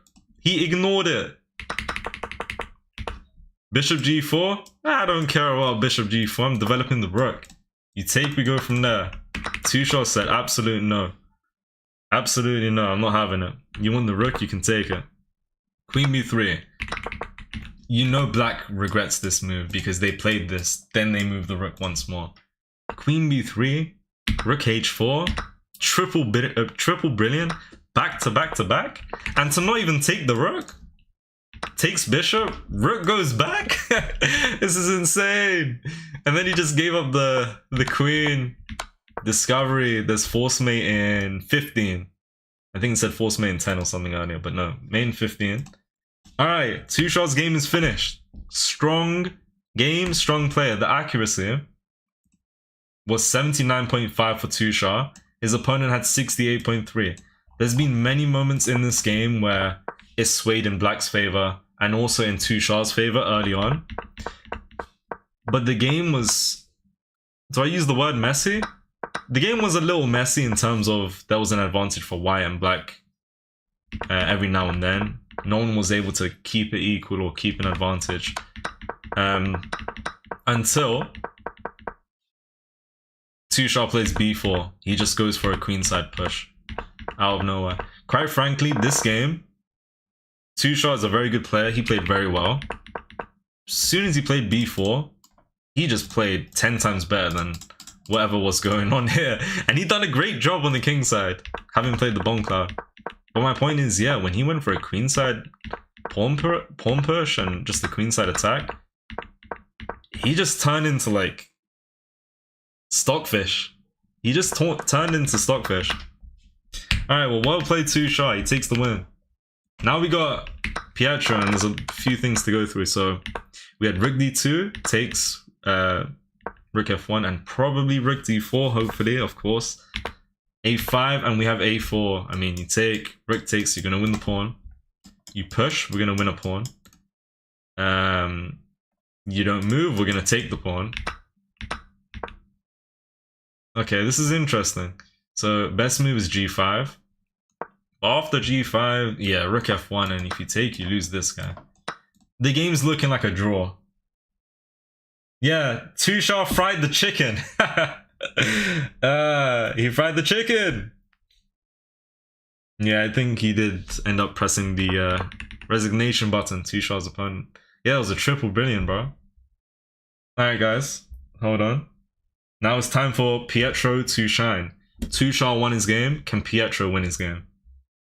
We're here to find out. Alright, we are here to find out. This is the way. Yeah, this is the way. Guys, listen. Wait, I'm on the right screen. Yeah. Fools will resign. Wise players might make a draw. But only a true genius will win the game. I don't know if I got the last part of the quote right, but okay. King f5. These endgames spin on a dime. You're saying this can go either way. Yeah, this game is completely drawn, but there could be a winner. Whether it be because of the clock. Damn, Pietro's opponent, Andrea, has 43 seconds. When they play a move, they get plus 30 seconds of increment. That's pretty good. But 43 seconds in a classical game is not too much. So, someone could win this. Game is a theoretical draw right now, is what we can gather from the evaluation bar, and material is just dead equal. This should be a draw with not necessarily perfect play, but with good play by both sides. Whether it be because of the clock or just a random mistake out of nowhere, miscalculation, we could see someone lose and we could see someone win. Yeah, there's not many principles here, it's just calculation. This endgame, rooks on the board with pawns and the king. Principles don't really play a part here. Who can calculate better than the opponent? You know, there could be a winner. So it takes inviting that. Of course, you pick that up. Maybe this first to keep hold and try and go for an advantage. Maybe. Broski, Chacho, Chip is not Pietro. I am Pietro, but only for today.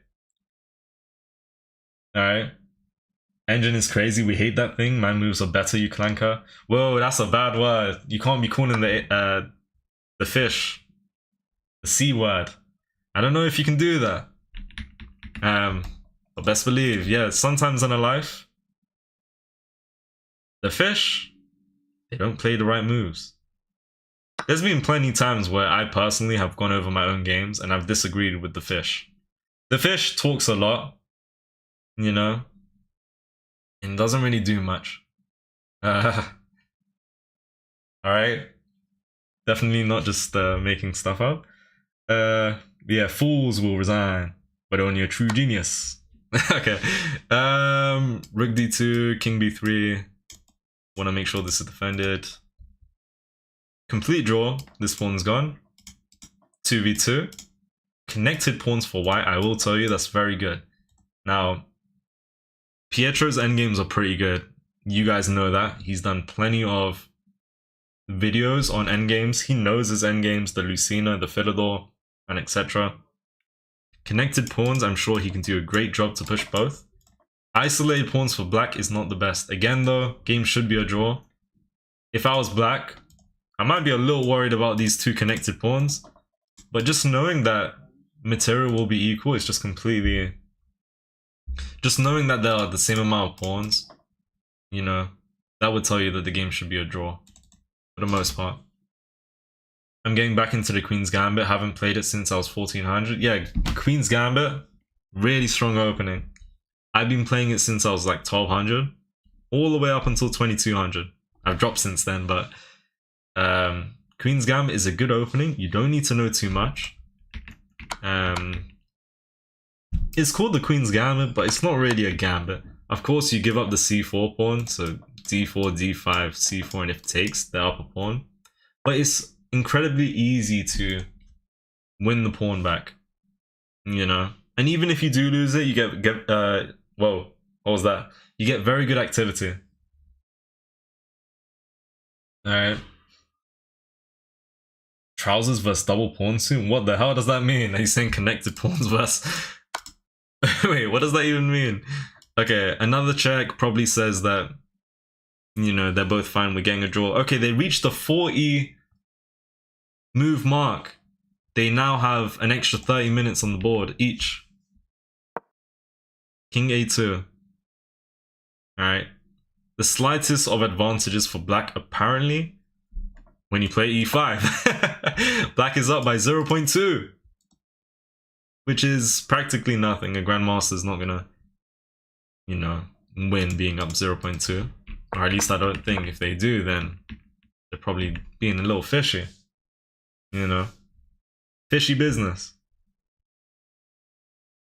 Fishy business.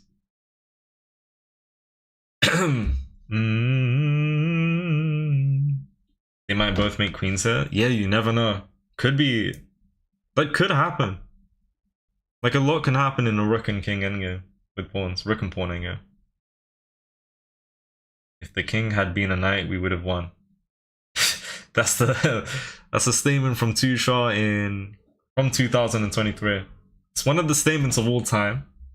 That must be said. Alright. That must be said. Now here we see fools resigning, bro. Fools will resign. But only a true genius will make a draw. Only a true genius. Okay, I need to stop with the quotes. No joke. No joke. Okay.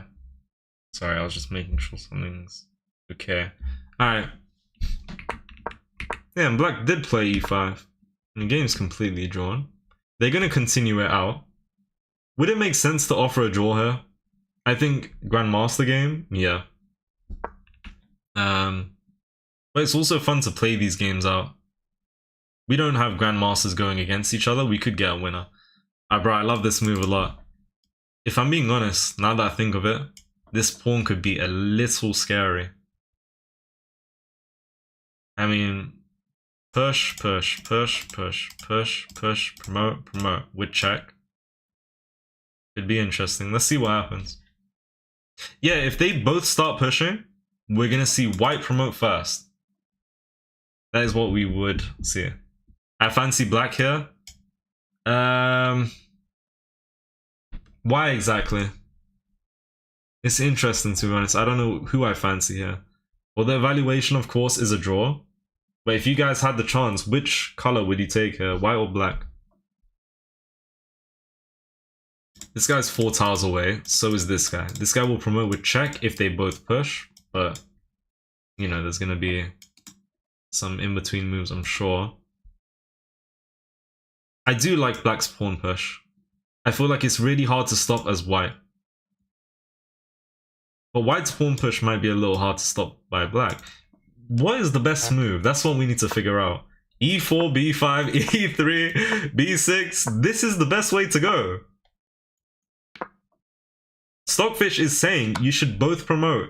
And you should, as black, invite this check. But you're going to need to find one move here. One specific move in this position. To keep the game equal.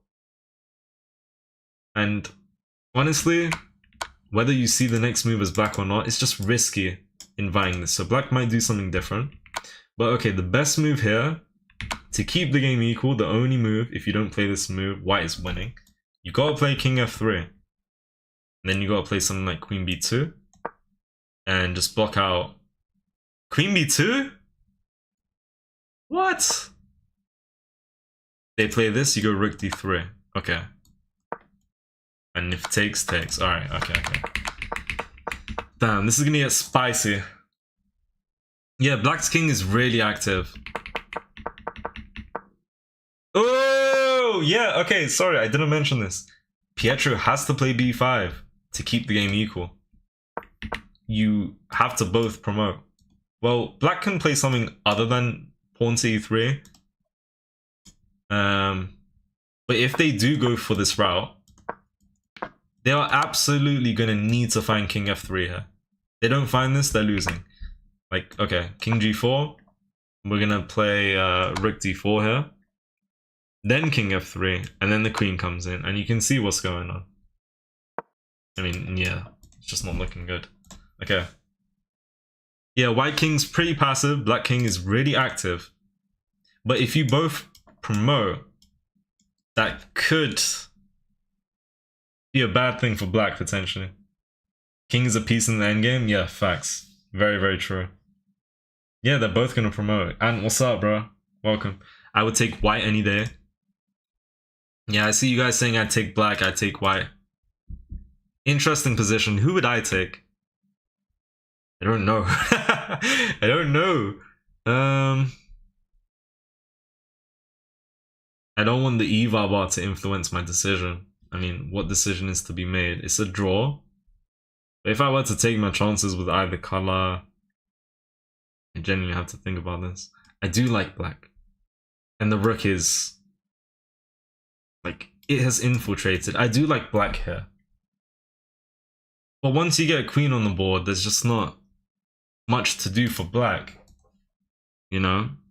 And it's very crucial that this guy comes with check. That's actually very important, right? Yeah, like you need to come with check. And then black needs to find that tricky position. Yeah, promoting with check is really, really good. With the checkaroonie. Okay, take chill pill. Chill pill. Oops, sorry. Hold on. I say Pietro wins at move 6-7. Alright, let's see. No, bro, Pietro's very strong. He could win this somehow. Games aren't always drawn without engine. Facts. Yeah, he could win this. Realistically, we can see either player win. I mean, that's kind of why they're continuing, right? They probably... You gotta factor in things like, you know, the tournament's almost done. This is the second last game of the tournament. This is round 8. They have one more round to go tomorrow evening or something along those lines, and both players want to get as much points as possible. So I think, as drawish as the game looks, and of course the game is just the draw and you can't do much about it, I think both players want to find a win. You know, both players want to play as accurate as possible, and both players want to, you know, maybe cause some tricks to make things difficult for the opponent. We have Pietro's opponent not making a single move for at least 5 minutes or so, because they probably realize that if they both push, there's promotion. And to calculate all of this business, you know, nothing's easy at all. For both of them, honestly. This is a difficult game. Pietro be a true genius, he do be a true genius. You know, you guys can become a true genius if you like the stream as well. Subscribe to Pietro, Tushar himself, whether you're on Twitch or YouTube. I predicted on the first day Pietro will be somewhere in top 10. Tushar is in the top 10. Pietro, not quite. While our opponent makes a move, let's just go back to Tushar's game for one moment. Tushar now has 6.5 points. 6.5 points. And he's overthrown his opponent who had 6 points. Tushar before this game, of course, had 5.5. He won, he got 6.5. Now, the standings in this tournament. Let us check. Tushar, the man, the myth, the legend. Alright? The guy you guys are rooting for is 3rd place in the tournament. Alright?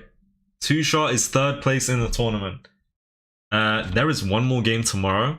If 1st place and 2nd place, quite frankly, either draw or lose, Tushar could win this tournament in the under 2000 bracket.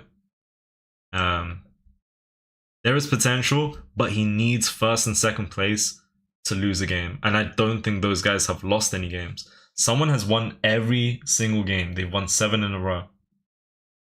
I think those guys are still playing their game, so we have to wait for their results. Potentially. Yeah, there are still games that are going on, so we gotta wait on that. And yeah, anyways, Tushar, yeah, he's got good chances to win the tournament.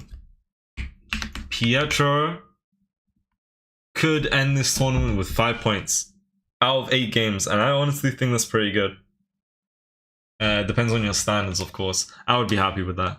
Then again, I don't play any tournaments, so I'd be happy with 1 win. Okay, let's stop waffling. I'm good enough with normal. Genius, not true genius. You need to become a true genius. Tushar played Bomb Cloud and won 6.5. Tushar, you son of a gun. Bro, yeah, to perform as well as Tushar did while playing the Bomb Cloud in every game, right?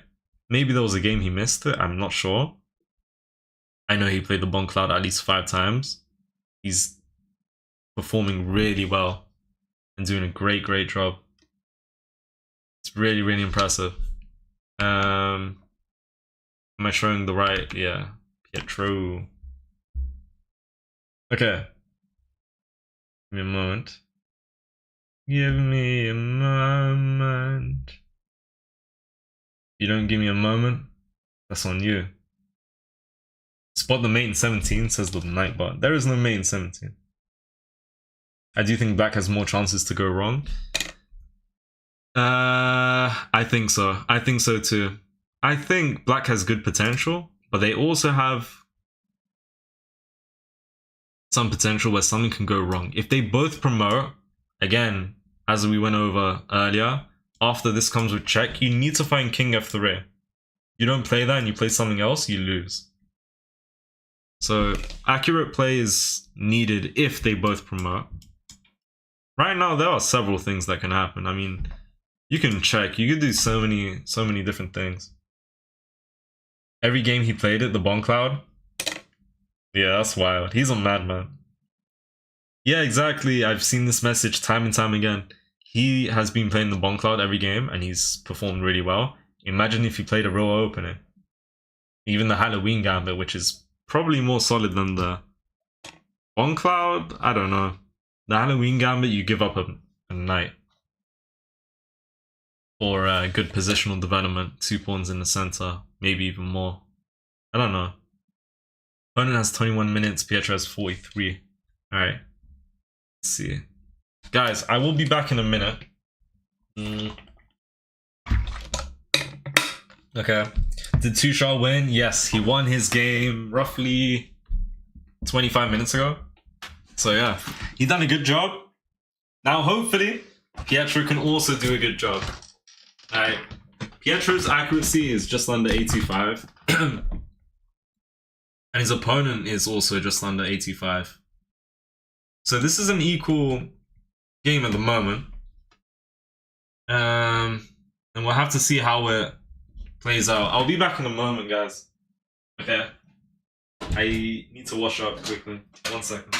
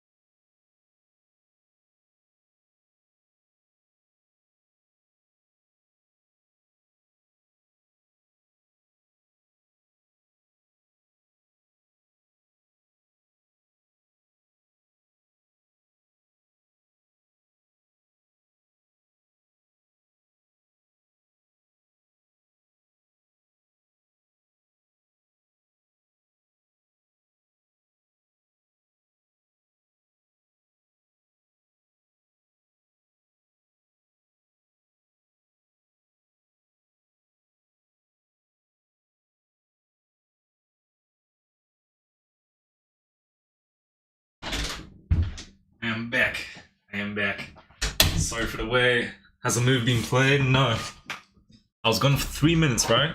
I'm pretty sure I saw 21 minutes on the clock. For Pietro's opponent. And he is still taking his time. So I think Pietro's opponent might have time problems. He's had plenty of time problems this game.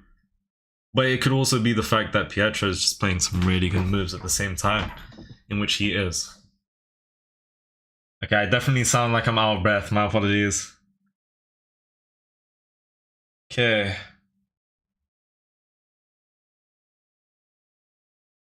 I see you on Instagram all the time. What's good, bro? What's good, man? Thanks for tuning in. Thank you. Thanks for the follows, bro. Thank you all. Thank you all. Alright.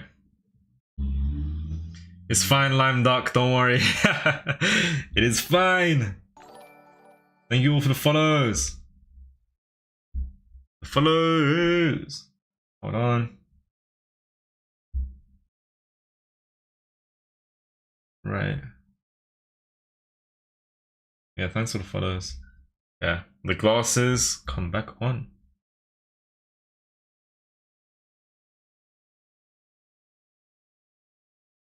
Sorry, just figuring something out quickly.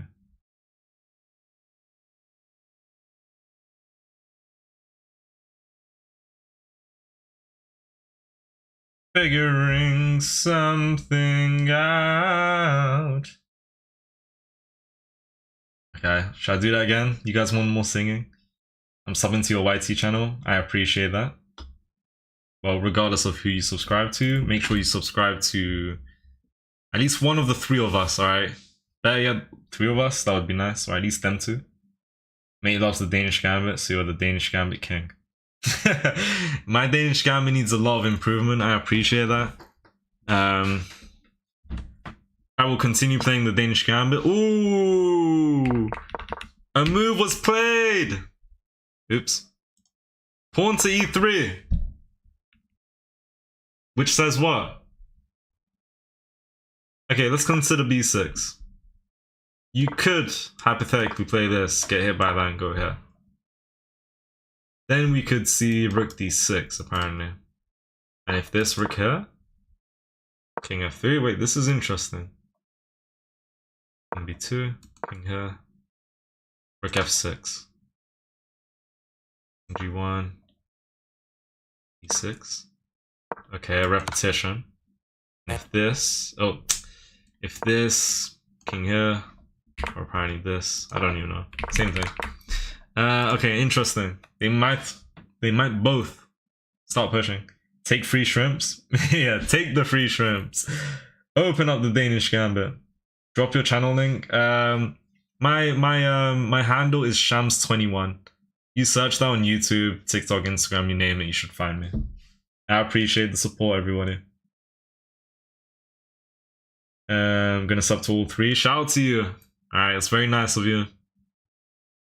Yeah, my apologies, guys. I don't know if you've been watching, you know, this whole tournament for the past week or so, but yeah, I was not able to get both boards on the same screen at the same time alongside the two cameras to show Pietro playing his opponent and to show Tushar playing his game too.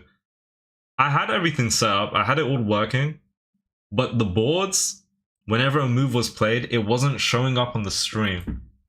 I don't know what I did wrong. Hopefully I never do that again. What's my point? My point is that, yeah, I know it would have been nice to see the cameras where they were playing their games. But yeah, I messed up and I couldn't get it working. So yeah, I apologize. I don't think it's easy. It's going to end up on a draw. They ain't engines. This isn't easy. I think this game probably does end in a draw, which is what the engine values the position. Oh, Pietro made his move, by the way, b6, and he took 1 minute and 25.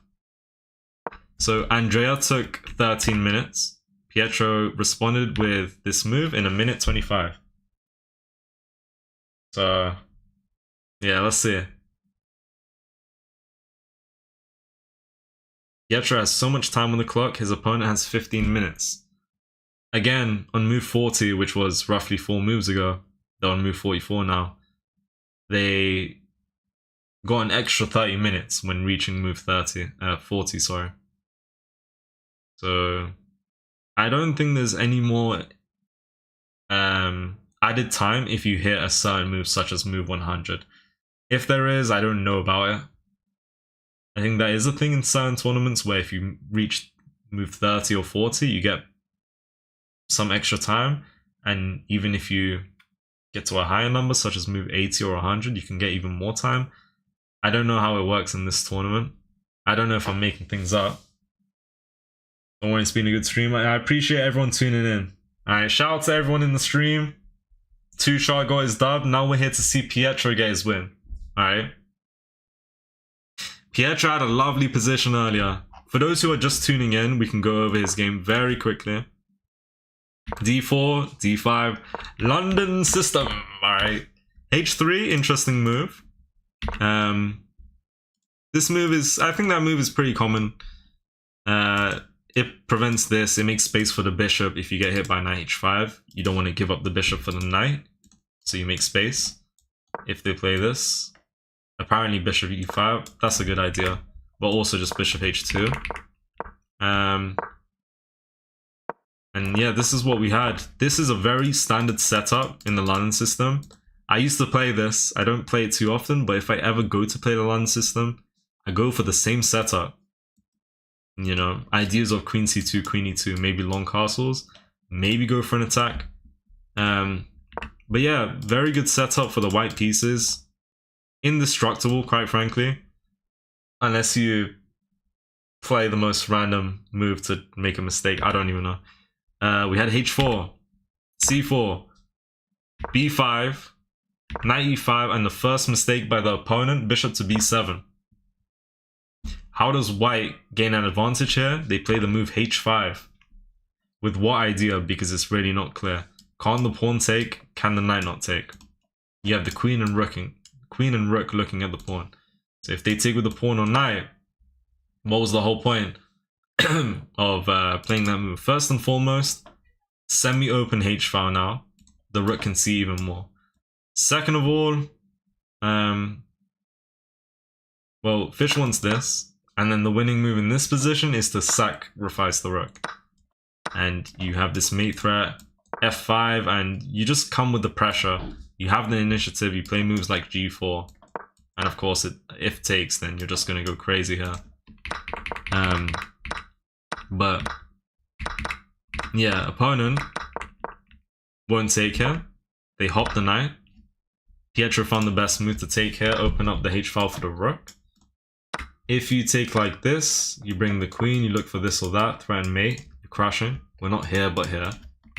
And so, yeah, it takes with the f-pawn. And then queen g4 anyways.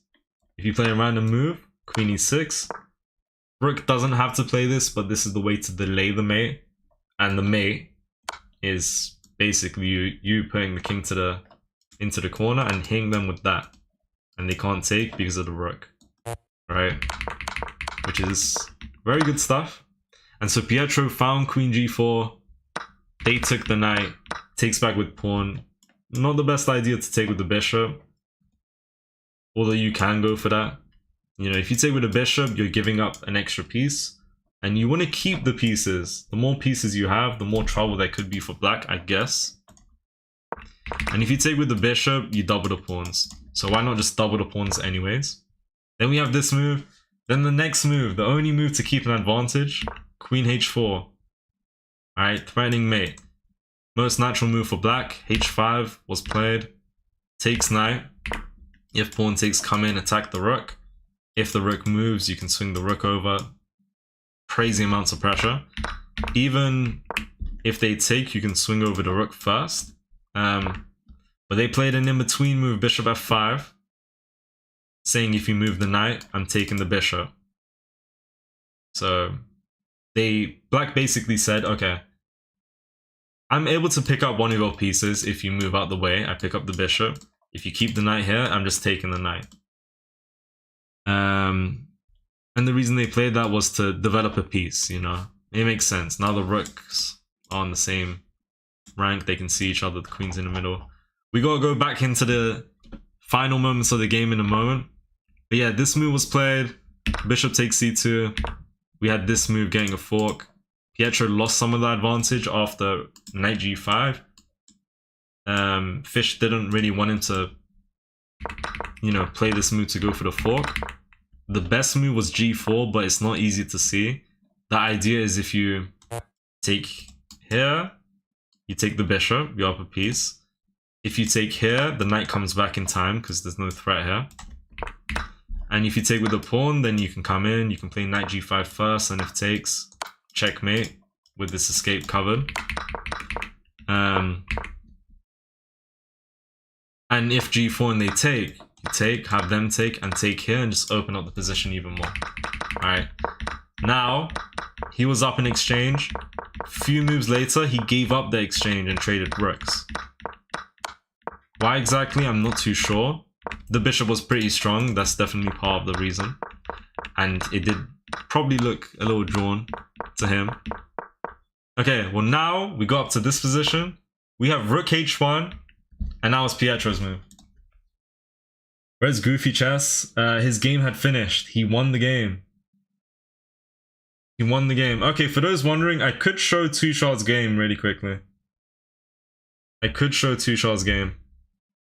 Would you guys like to see Tushard's game? Pietro has 40 minutes, so we can check out Tushard's game really quickly. Alright. You get ready. Alright, we'll show his game. We'll show his game. Said the same thing 5 times in a row. Right. Okay. Yeah, he might go... Wait, if he goes rook d8... Oh, if you go rook d8, you're losing because of this. e7 and... Oh. No, rook a1 for... Rook a1! Look at this! We'll go over Tushard's game in a moment, but hold on. If, after rook h1, Pietro wants to play rook da, we have e2. And you might be wondering, if you go here, what's really happening? No, hold on. I'm tripping. Sorry, if you push promote, you can promote with check and you're winning. And this move might get played to prevent this. But if push promotes, you promote with check, that's good for white. If you play... What was it? This move, black actually has rook a1 with the idea that if you take, they're gonna promote with check, and after a few moves, a few key moves such as queen e2 or queen f2, you'll be losing this pawn at some point, right? And so it's queen versus rook, and black's winning. And if you deny the sacrifice,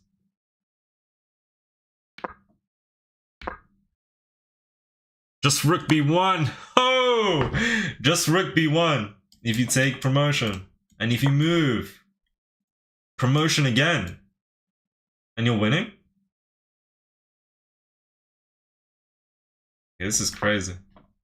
You invite check. Oh, the rook's just covering that. Yeah, this just makes too much sense. Well, none of this is gonna happen though, if he doesn't play that and do a few funky moves that I showed on the board. Alright. Okay, for those who want to see Tushard's game, very quickly, he is now on 6.5 points. And he beat his opponent who had 6. He had 79% accuracy against his opponent who got 68. So Tushard plays the Barnes opening. Alright. Tushard plays the Barnes opening. What did he play after f3? He played king f2.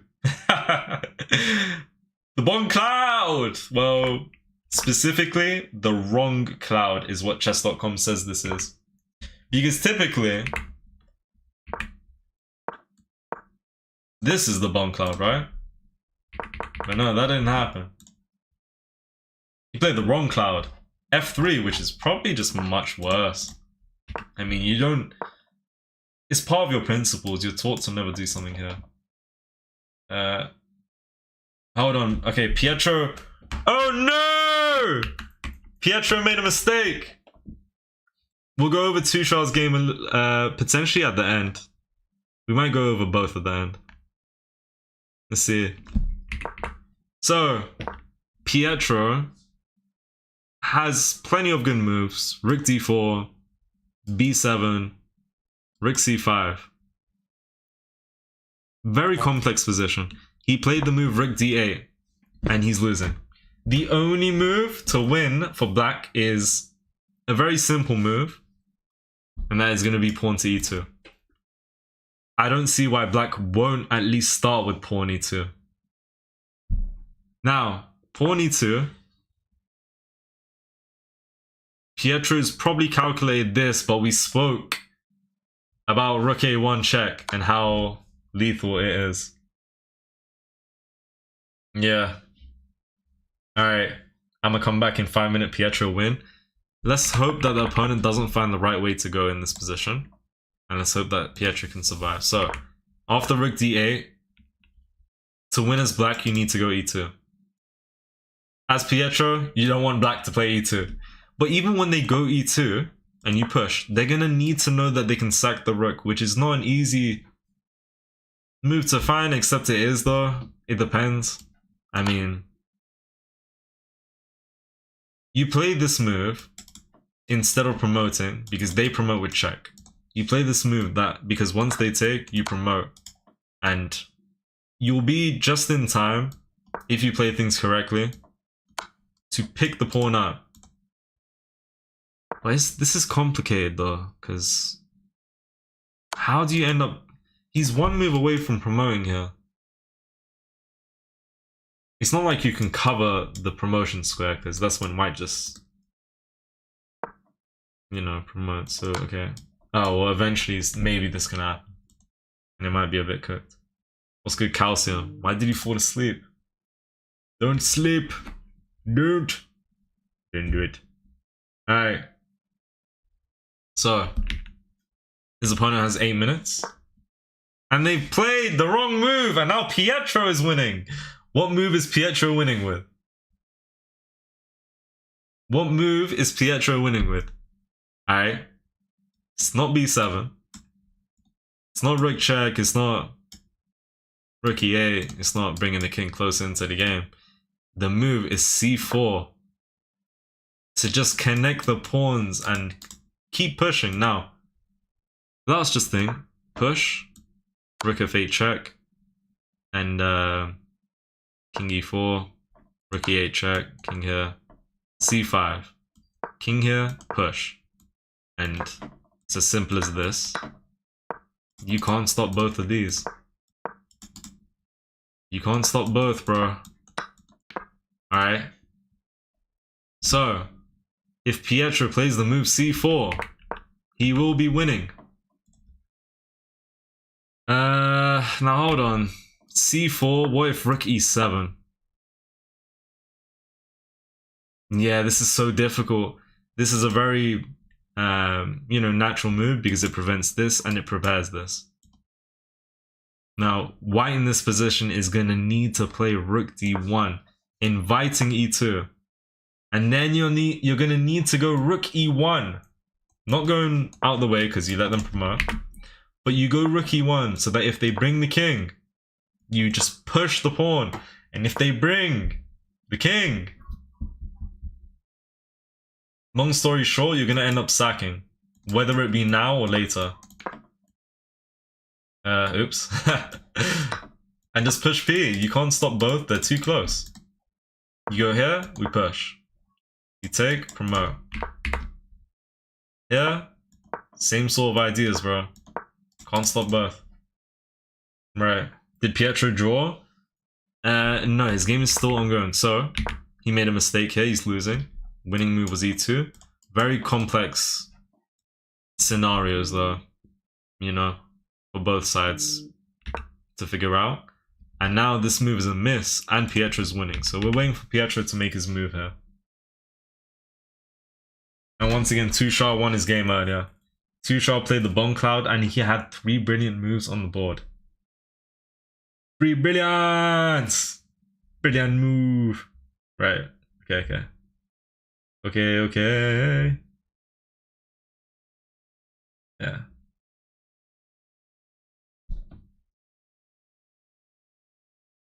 Pietro has 34 minutes, his opponent has 9.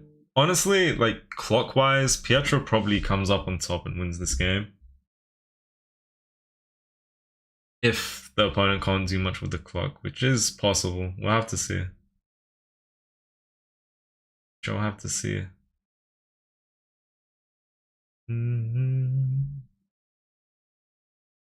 Yeah. Sushi won. Yeah, Tushar did win. That's what happened in his game. He won in the most brilliant way possible. Should we go over it? Wrong cloud. Wrong cloud. I saw your message earlier, Zoraid. I agree with you. A lot of difficult moves to see. This was Tushar's game. He was up 2 pawns. He was with a disadvantage at one moment, and he was also not necessarily winning, but in an equal position at a few moments. Then eventually, he just comes with the pressure on the queen side. Now, this is what was the most exciting part of Tushar's game, and you're going to see it very soon. Bishop g4. So, king side's completely closed. Opponent had some advantages, so did Tushar. Eventually, we sell in this position, and white is currently up by 1.7. After this move was played, bishop to g4. In this position, with the rook hanging, Tushar, the legend himself, played rook c1, saying if you take my rook, I take back. I have pressure here. My queen and rook are infiltrating. There's a lot going on. And so, sorry, what the hell? Yeah, let me not stop the game. Then we had rook h7, queen b3, back-to-back brilliance. A rook sack that doesn't make too much sense. You can take here, you can take here, you can take here. There's plenty of winning moves on the board. Tushar, in this position, played queen takes d5, pinning the bishop to the king, threatening to win a piece, right? Infiltrating with the queen. Time is of the essence. He ignores the hanging rook.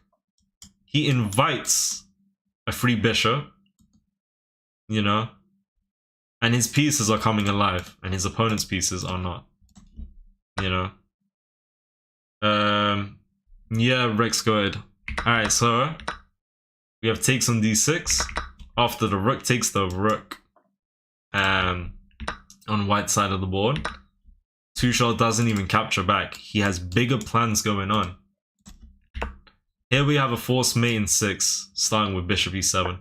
It's a double check, so you either take or move the king to e8. Not the easiest move to see, you know, to see that this results in a forced mate, but at the very least, you can maybe go for that. But there are better ideas. Sorry, the thing happened again. Yeah. So instead of playing this move, which is the best move, he played the second best move. Rook c7. Queen takes, pawn takes. Because why not? You know? You go here, there's a mate in 2. You go here, there's going to be discoveries. That's why it's a good idea. So king down, bishop to e5, king to e8. There is a mate in 7, starting with queen e6. And in this position, Tushar's opponent, Abdullah, resigned. Tushar won the game with 3 brilliance. Back to back to back. Back to back to back. Okay, here, Pietro had an advantage, but he played rook to e8. Endgames are probably the most difficult part of the game to master, I want to say. Endgames are super difficult to master. So, as you just saw, rook h7. Well, rook d8, black is winning. If they push, and after b7 there's a rook sack, and if takes, you promote with check, and black is cooking. If white just pushes this pawn, they're going to be on the route, on the road to victory. Then we have rook e8, which makes sense. If you... What about this move? I feel like this is the best try. Oh, black actually has to find this move to equalize the game. If black doesn't find this move, he's -4. It's wild. Let's see. Good game. Nice game. Yeah, that was a nice game by Tushar.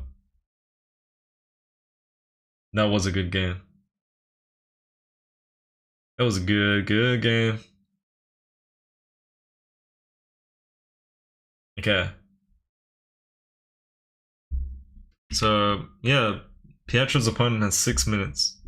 We're not sure what he's going to play. Hopefully something good for him, but hopefully something good for Pietro so he can win the game. If the opponent doesn't play this, Pietro's winning. I said he won't find c4. Yeah, I wish he would have found c4. Again, like I said, endgames are incredibly complex. In a position like this, there is too much calculation needed. You gotta calculate several different lines. It's not just you in the opening developing your pieces and going for a few trades in a certain position where you gotta calculate for 30 seconds. In a position like this, you gotta calculate for minutes and minutes. You know? I don't know, this is crazy. I don't know. Yeah, Pietro's game is still going on. This is the game right here. Did Tushi invent the slang like Juicer and Fatty for the pieces? Yeah, I think Tusha invented the catchphrases, the slang for the pieces. You know, the Fatty Queen, the bring out the juicer, the kitty teeny tiny pawn. What else is there? You guys need to tell me, what are the other pieces? The pony. What is the rook? What does he call the rook? That's a good question. What does he call the rook? Because I don't know. That's the only piece I have no idea what he calls. So we have the teeny tiny pawn, the juicer, the pony, the fatty queen.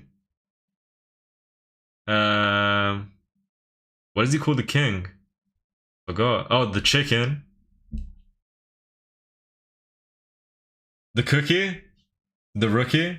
Is it the cookie or the rookie? Those are two different things.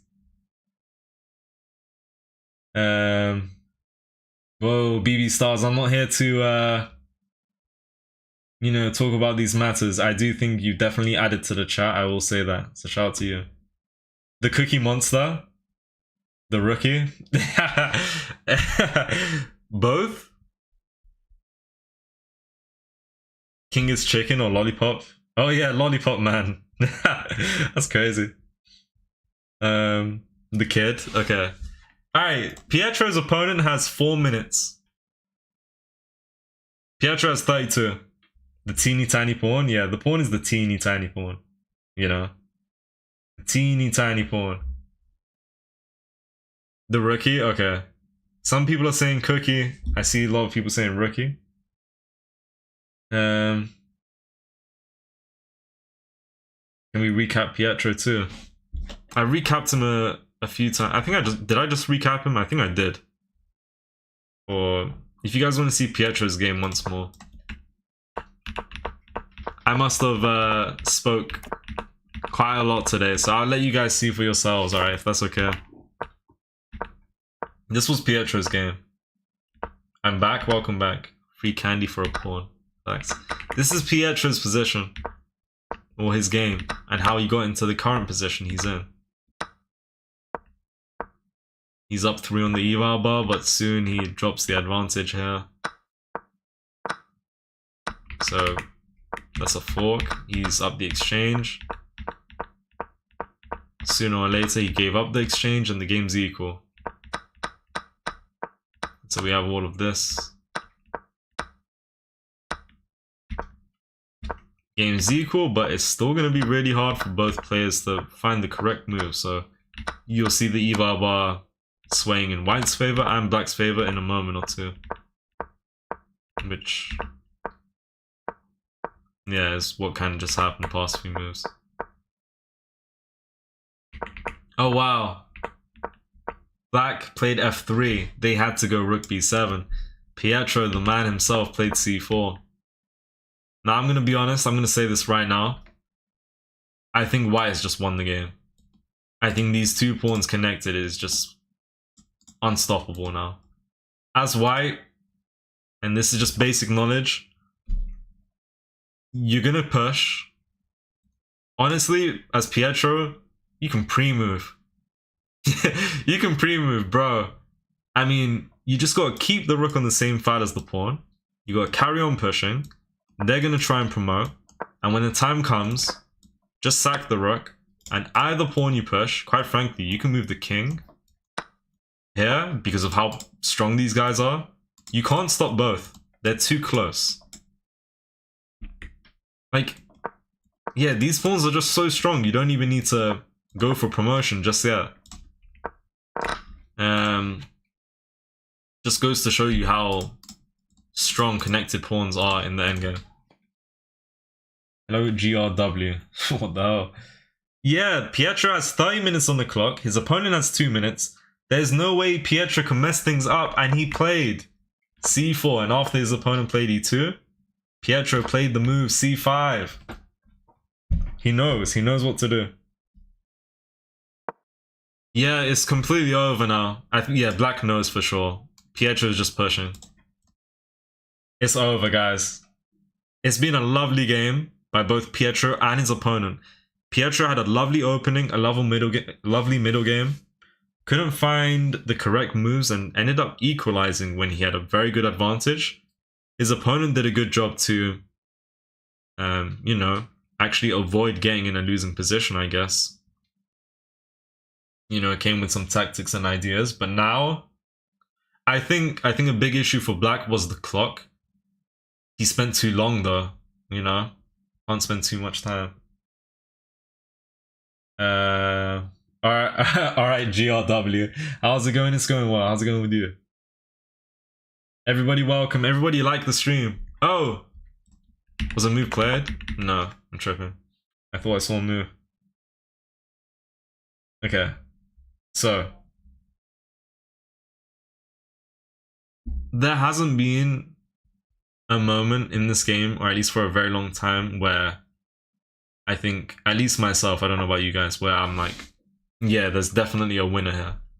In the opening and the early middle game, I told myself, yeah, Pietro's got a brilliant position, he's gonna win this. And somehow his opponent held off the things he had in place and had in mind. But now, you can't do anything. I mean, yeah, you push the pawn because you're ready to sack the rook. He should have drew.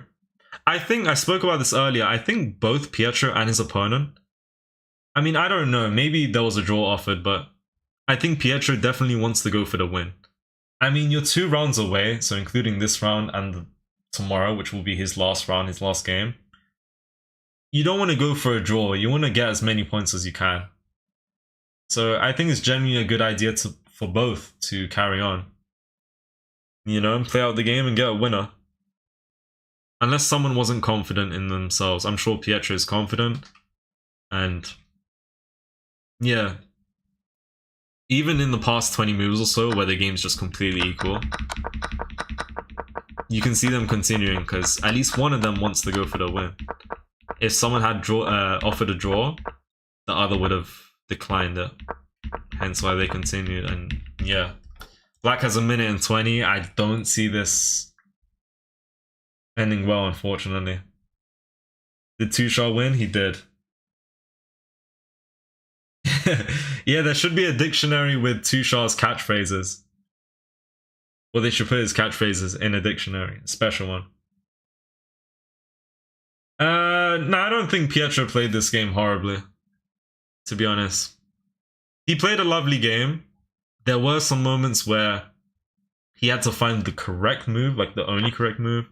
And there were a few moments where, I don't know, it could have been a bit tricky. Yeah, I mean, promotion, takes, king takes. Again, when this king takes, you don't even need to push either pawn. That's how strong these guys are. You could be moving the king for years and years. You know, you can do so much here. Black is lost. These pawns. Black is up material temporarily. Not for long.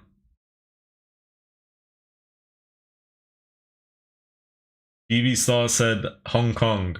No, this is not the Hong Kong flag, if that's what you're looking at. This is the Swiss flag. Switzerland. If you looked at his flag and said Hong Kong, no. Not quite. This is Switzerland.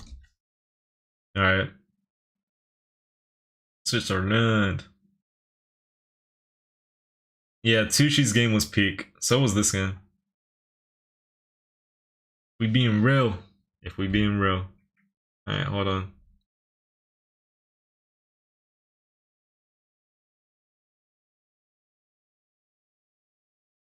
Yeah. What is going on in Pietro Checkmate's YouTube chat?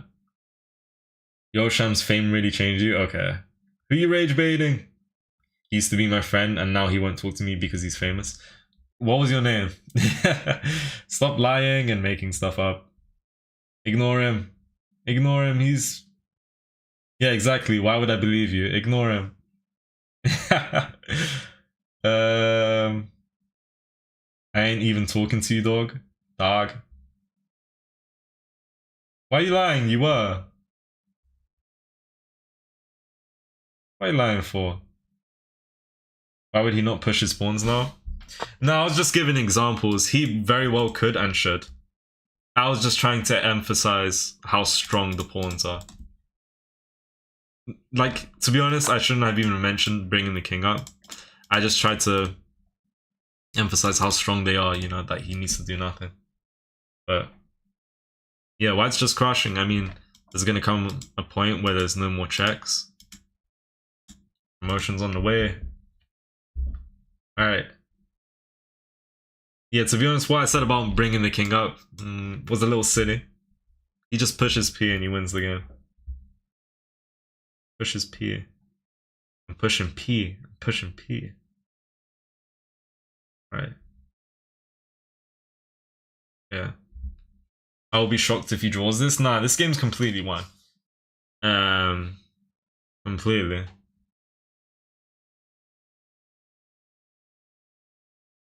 Yeah, no. Pietro's got this in the bag. This is a W. Like, you can't mess this up. I mean, if you hand this position to someone who's 200 rated, you might struggle. If you hand it to someone who's 500 rated, they might stalemate. If you hand it to someone who's 1000 rated, yeah, I think this is easy. And then again, could still be stalemate around that range. I used to be under 200. When I first started playing chess, I used to be 180. I was like 200, 180, around there. But yeah, I went to 180. Draw, man? Nah, this is a W. He's got this, bro. He's gonna send the op to the gulag.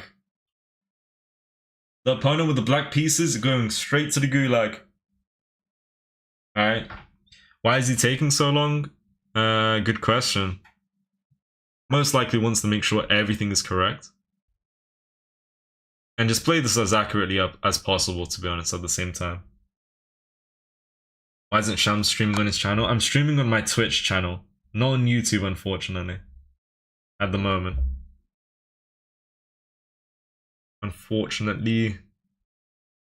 Alright. Let's see. Some guy keeps saying something about me changing because of fame. Who are you? You told me you used to know me. What's your name? Stop it. We changed each other's... No, we didn't. Ignore him. Ignore him. He's putting weird emojis. Ignore him. There are some creepy people in the chat. I say creepy people. There's one creepy person in the chat. Stay away from him. King c5, game's over. I mean, your best try, what? Oh, okay. So if promotion, rook here. You just go b7, king c6, king d6, you name it. Yeah, Pietro checkmate is gonna fulfill his name and come with a checkmate. Alright? Come on! Pietro checkmate. There is the chat. Yeah, there is a chat. Every stream. I could pre-move this endgame on 1577. I'm sure you could, bro. Honestly. W, yeah. Game's over. Game's over. Ooh, running to the right side, bro. Pietro is an evil person. He's gonna take the pawn and make 3 queens. Is he gonna take? Yeah, because then there's no more checks. And you're guaranteed promotion. Okay, I see what you're saying, Borek. Shout out to you. Yeah, you can't do anything. His opponent continuing the game is rather interesting, because it's just finished. I mean, you got the Rook, yes, and you're up material, but the game was over ever since he got 2 pawns here. That's the truth. His opponent's spending 4 minutes. There's just nothing to do here, bro. He's waiting for the mate. Make 3 knights Pietro and get the drawing life. The drawing life. Wait, if he gets 3 knights, will that instantly be a draw, or does he have the chance to try and checkmate his opponent? Because if you have 2 knights, that's definitely a draw. J Kim, what's up? What up, what up, what up? Could be interesting. We might see Pietro promote to a rook or something. Who knows? He might do that under promotion type of thing. He might. Let's see and find out. Okay. Right. No, GRWH is the creepy person. You. Creepy. Me and Shams go bike riding in the countryside on Sundays. Calcium, I don't know who you are. Stop it. It's a draw? No, this is completely winning. There's no way to stop one of these pawns pushing. You can stop this guy from promoting. This guy goes. I mean, even just this. So much going on.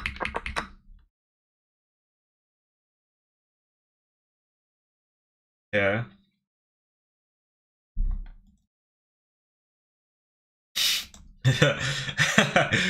I'm reading some very suspicious messages. People need to stop with the silly messages. Otherwise, you get sent to the gulag and don't come out. Nope.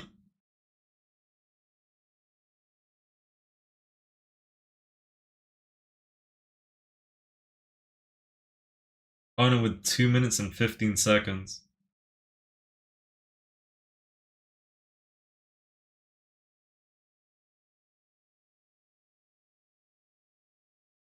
Bro, his opponent is in denial. I mean, I don't see them both at the chessboard, so I don't know what's really going on. Opponent probably wants to play the game out.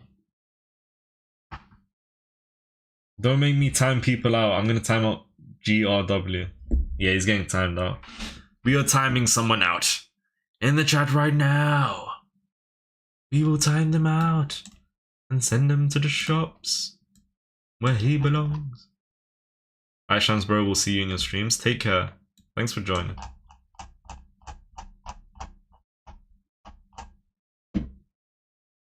Thank you. Okay. Hold on. Someone's getting timed out. We have timed someone out. Timed them out. And if he comes back, he gets blocked. Fools will resign, but only a true genius will make a draw. Now, you guys see this position, right? Opponent has 50 seconds. Do we think black can win? I mean, if you just think about what Pietro says, fools will resign. Wise players might make a draw, but only a true genius will win the game. Now, is Pietro's opponent a fool? Is he a wise player? Or is he a true genius? We're about to find out. He has 25 seconds on the clock. So it'll be interesting to see what he plays. Alright. Yeah, let's have peace for 1 minute. Very well said, bruh, gaming. Okay. Less than 10 seconds on the clock, bro.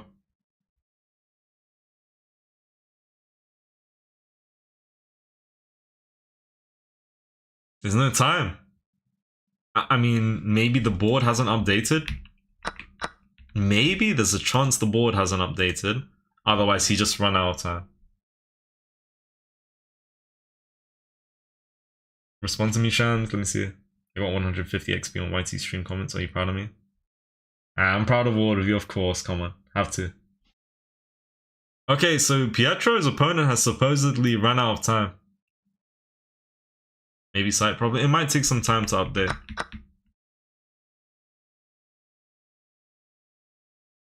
It might just take some time to update. Let's see. Maybe his opponent stormed off. Got a little angry. Probably not. I mean, you never know. I think Pietro actually spoke about having a bad experience over the board one time. Maybe more than one time, but he spoke about one experience. I think he even made some videos on it, yeah. Where one of his opponents over the board was a little disrespectful. Pietro won. Did his opponent... Oh, Pietro's opponent resigned. He had 4 minutes and 40 seconds on the clock, and Pietro's opponent has resigned. Pietro wins the game with 84.1% accuracy, beating his opponent who played with 78.7% accuracy. So today, Pietro's won his game, and Tushar has won his game. Happy wins, happy days, happy life. Come on. Alright. 84% accuracy for Pietro. 79% accuracy for Tushar. He played the Bomb Cloud. Wild stuff. Pietro played the London system. Had some very entertaining games. Pietro's game was a roller coaster for sure. Tushar's game, he turned into prime stockfish at the very end. 10 moves in a row. Boom, boom, boom. Just went crazy. And Pietro, once again, endgames are so tricky, and we got Pietro winning the game at the very end. Hats off to him, bro. Game could have gone either way. Pietro had a very good opening in middle game. Incredible opening in middle game. It went wrong late middle game. And endgame, very tricky, and it could have gone either way. Like there's a point where Pietro's opponent is +4 if he pushes, and if you push, you sack because of takes promote. All difficult stuff, and even here for Pietro, you win with C4, and there's rook E7 and rook here, this, that, king here, push, king here. This, you know, a bunch of things going on. Like these pawns are so strong, and that's kind of what helped Pietro win in the end, as you can see. The 2 pawns being super strong. The reason why Pietro was able to sacrifice a rook is because the pawns are connected. That's what made things just really nice and easy for Pietro. You know, a lot of us spoke about who we preferred, black or white, in what was it? It was something like this position earlier. Right here, very difficult position for both. Fish says it's a draw, but there's good chances there's a win on either side of the board. And yeah, Pietro wins the game in the end. Shout out to him, shout out to Tushar. Hello Abdul Rahman, welcome. Wa alaikum salam. Yeah, I appreciate all of you guys joining. I'll be wrapping the stream up. Alright. So tomorrow there's going to be another streamer. On whatever channel you're watching on, whether it's Pietro Checkmate's channel or Tushar's channel, there's going to be another streamer tomorrow. They're going to have everything set up, probably 2 screens together, and they'll have the cameras as well. Alright. My apologies, I couldn't get the cameras working. I don't know what the hell was going on. But yeah, this is the end of the stream. Shout out to all of you guys. I'll see you guys hopefully sometime in the future. Maybe, I don't even know. Maybe I'll see some of you guys again, who knows, on my channel or whatever, or even on another channel. Okay, yeah, we watched for 4 minutes when the game was already finished at the very end. Everybody get shawarma. Facts. Goodbye guys, have a good rest of your day, and yeah, I hope you guys enjoyed the game. Tushar had a crazy entertaining game, and so did Pietro. Shout out everybody. Please like, follow, subscribe if you haven't. To Pietro, 2Shot, you name it. Goodbye, guys. See you soon. Enjoy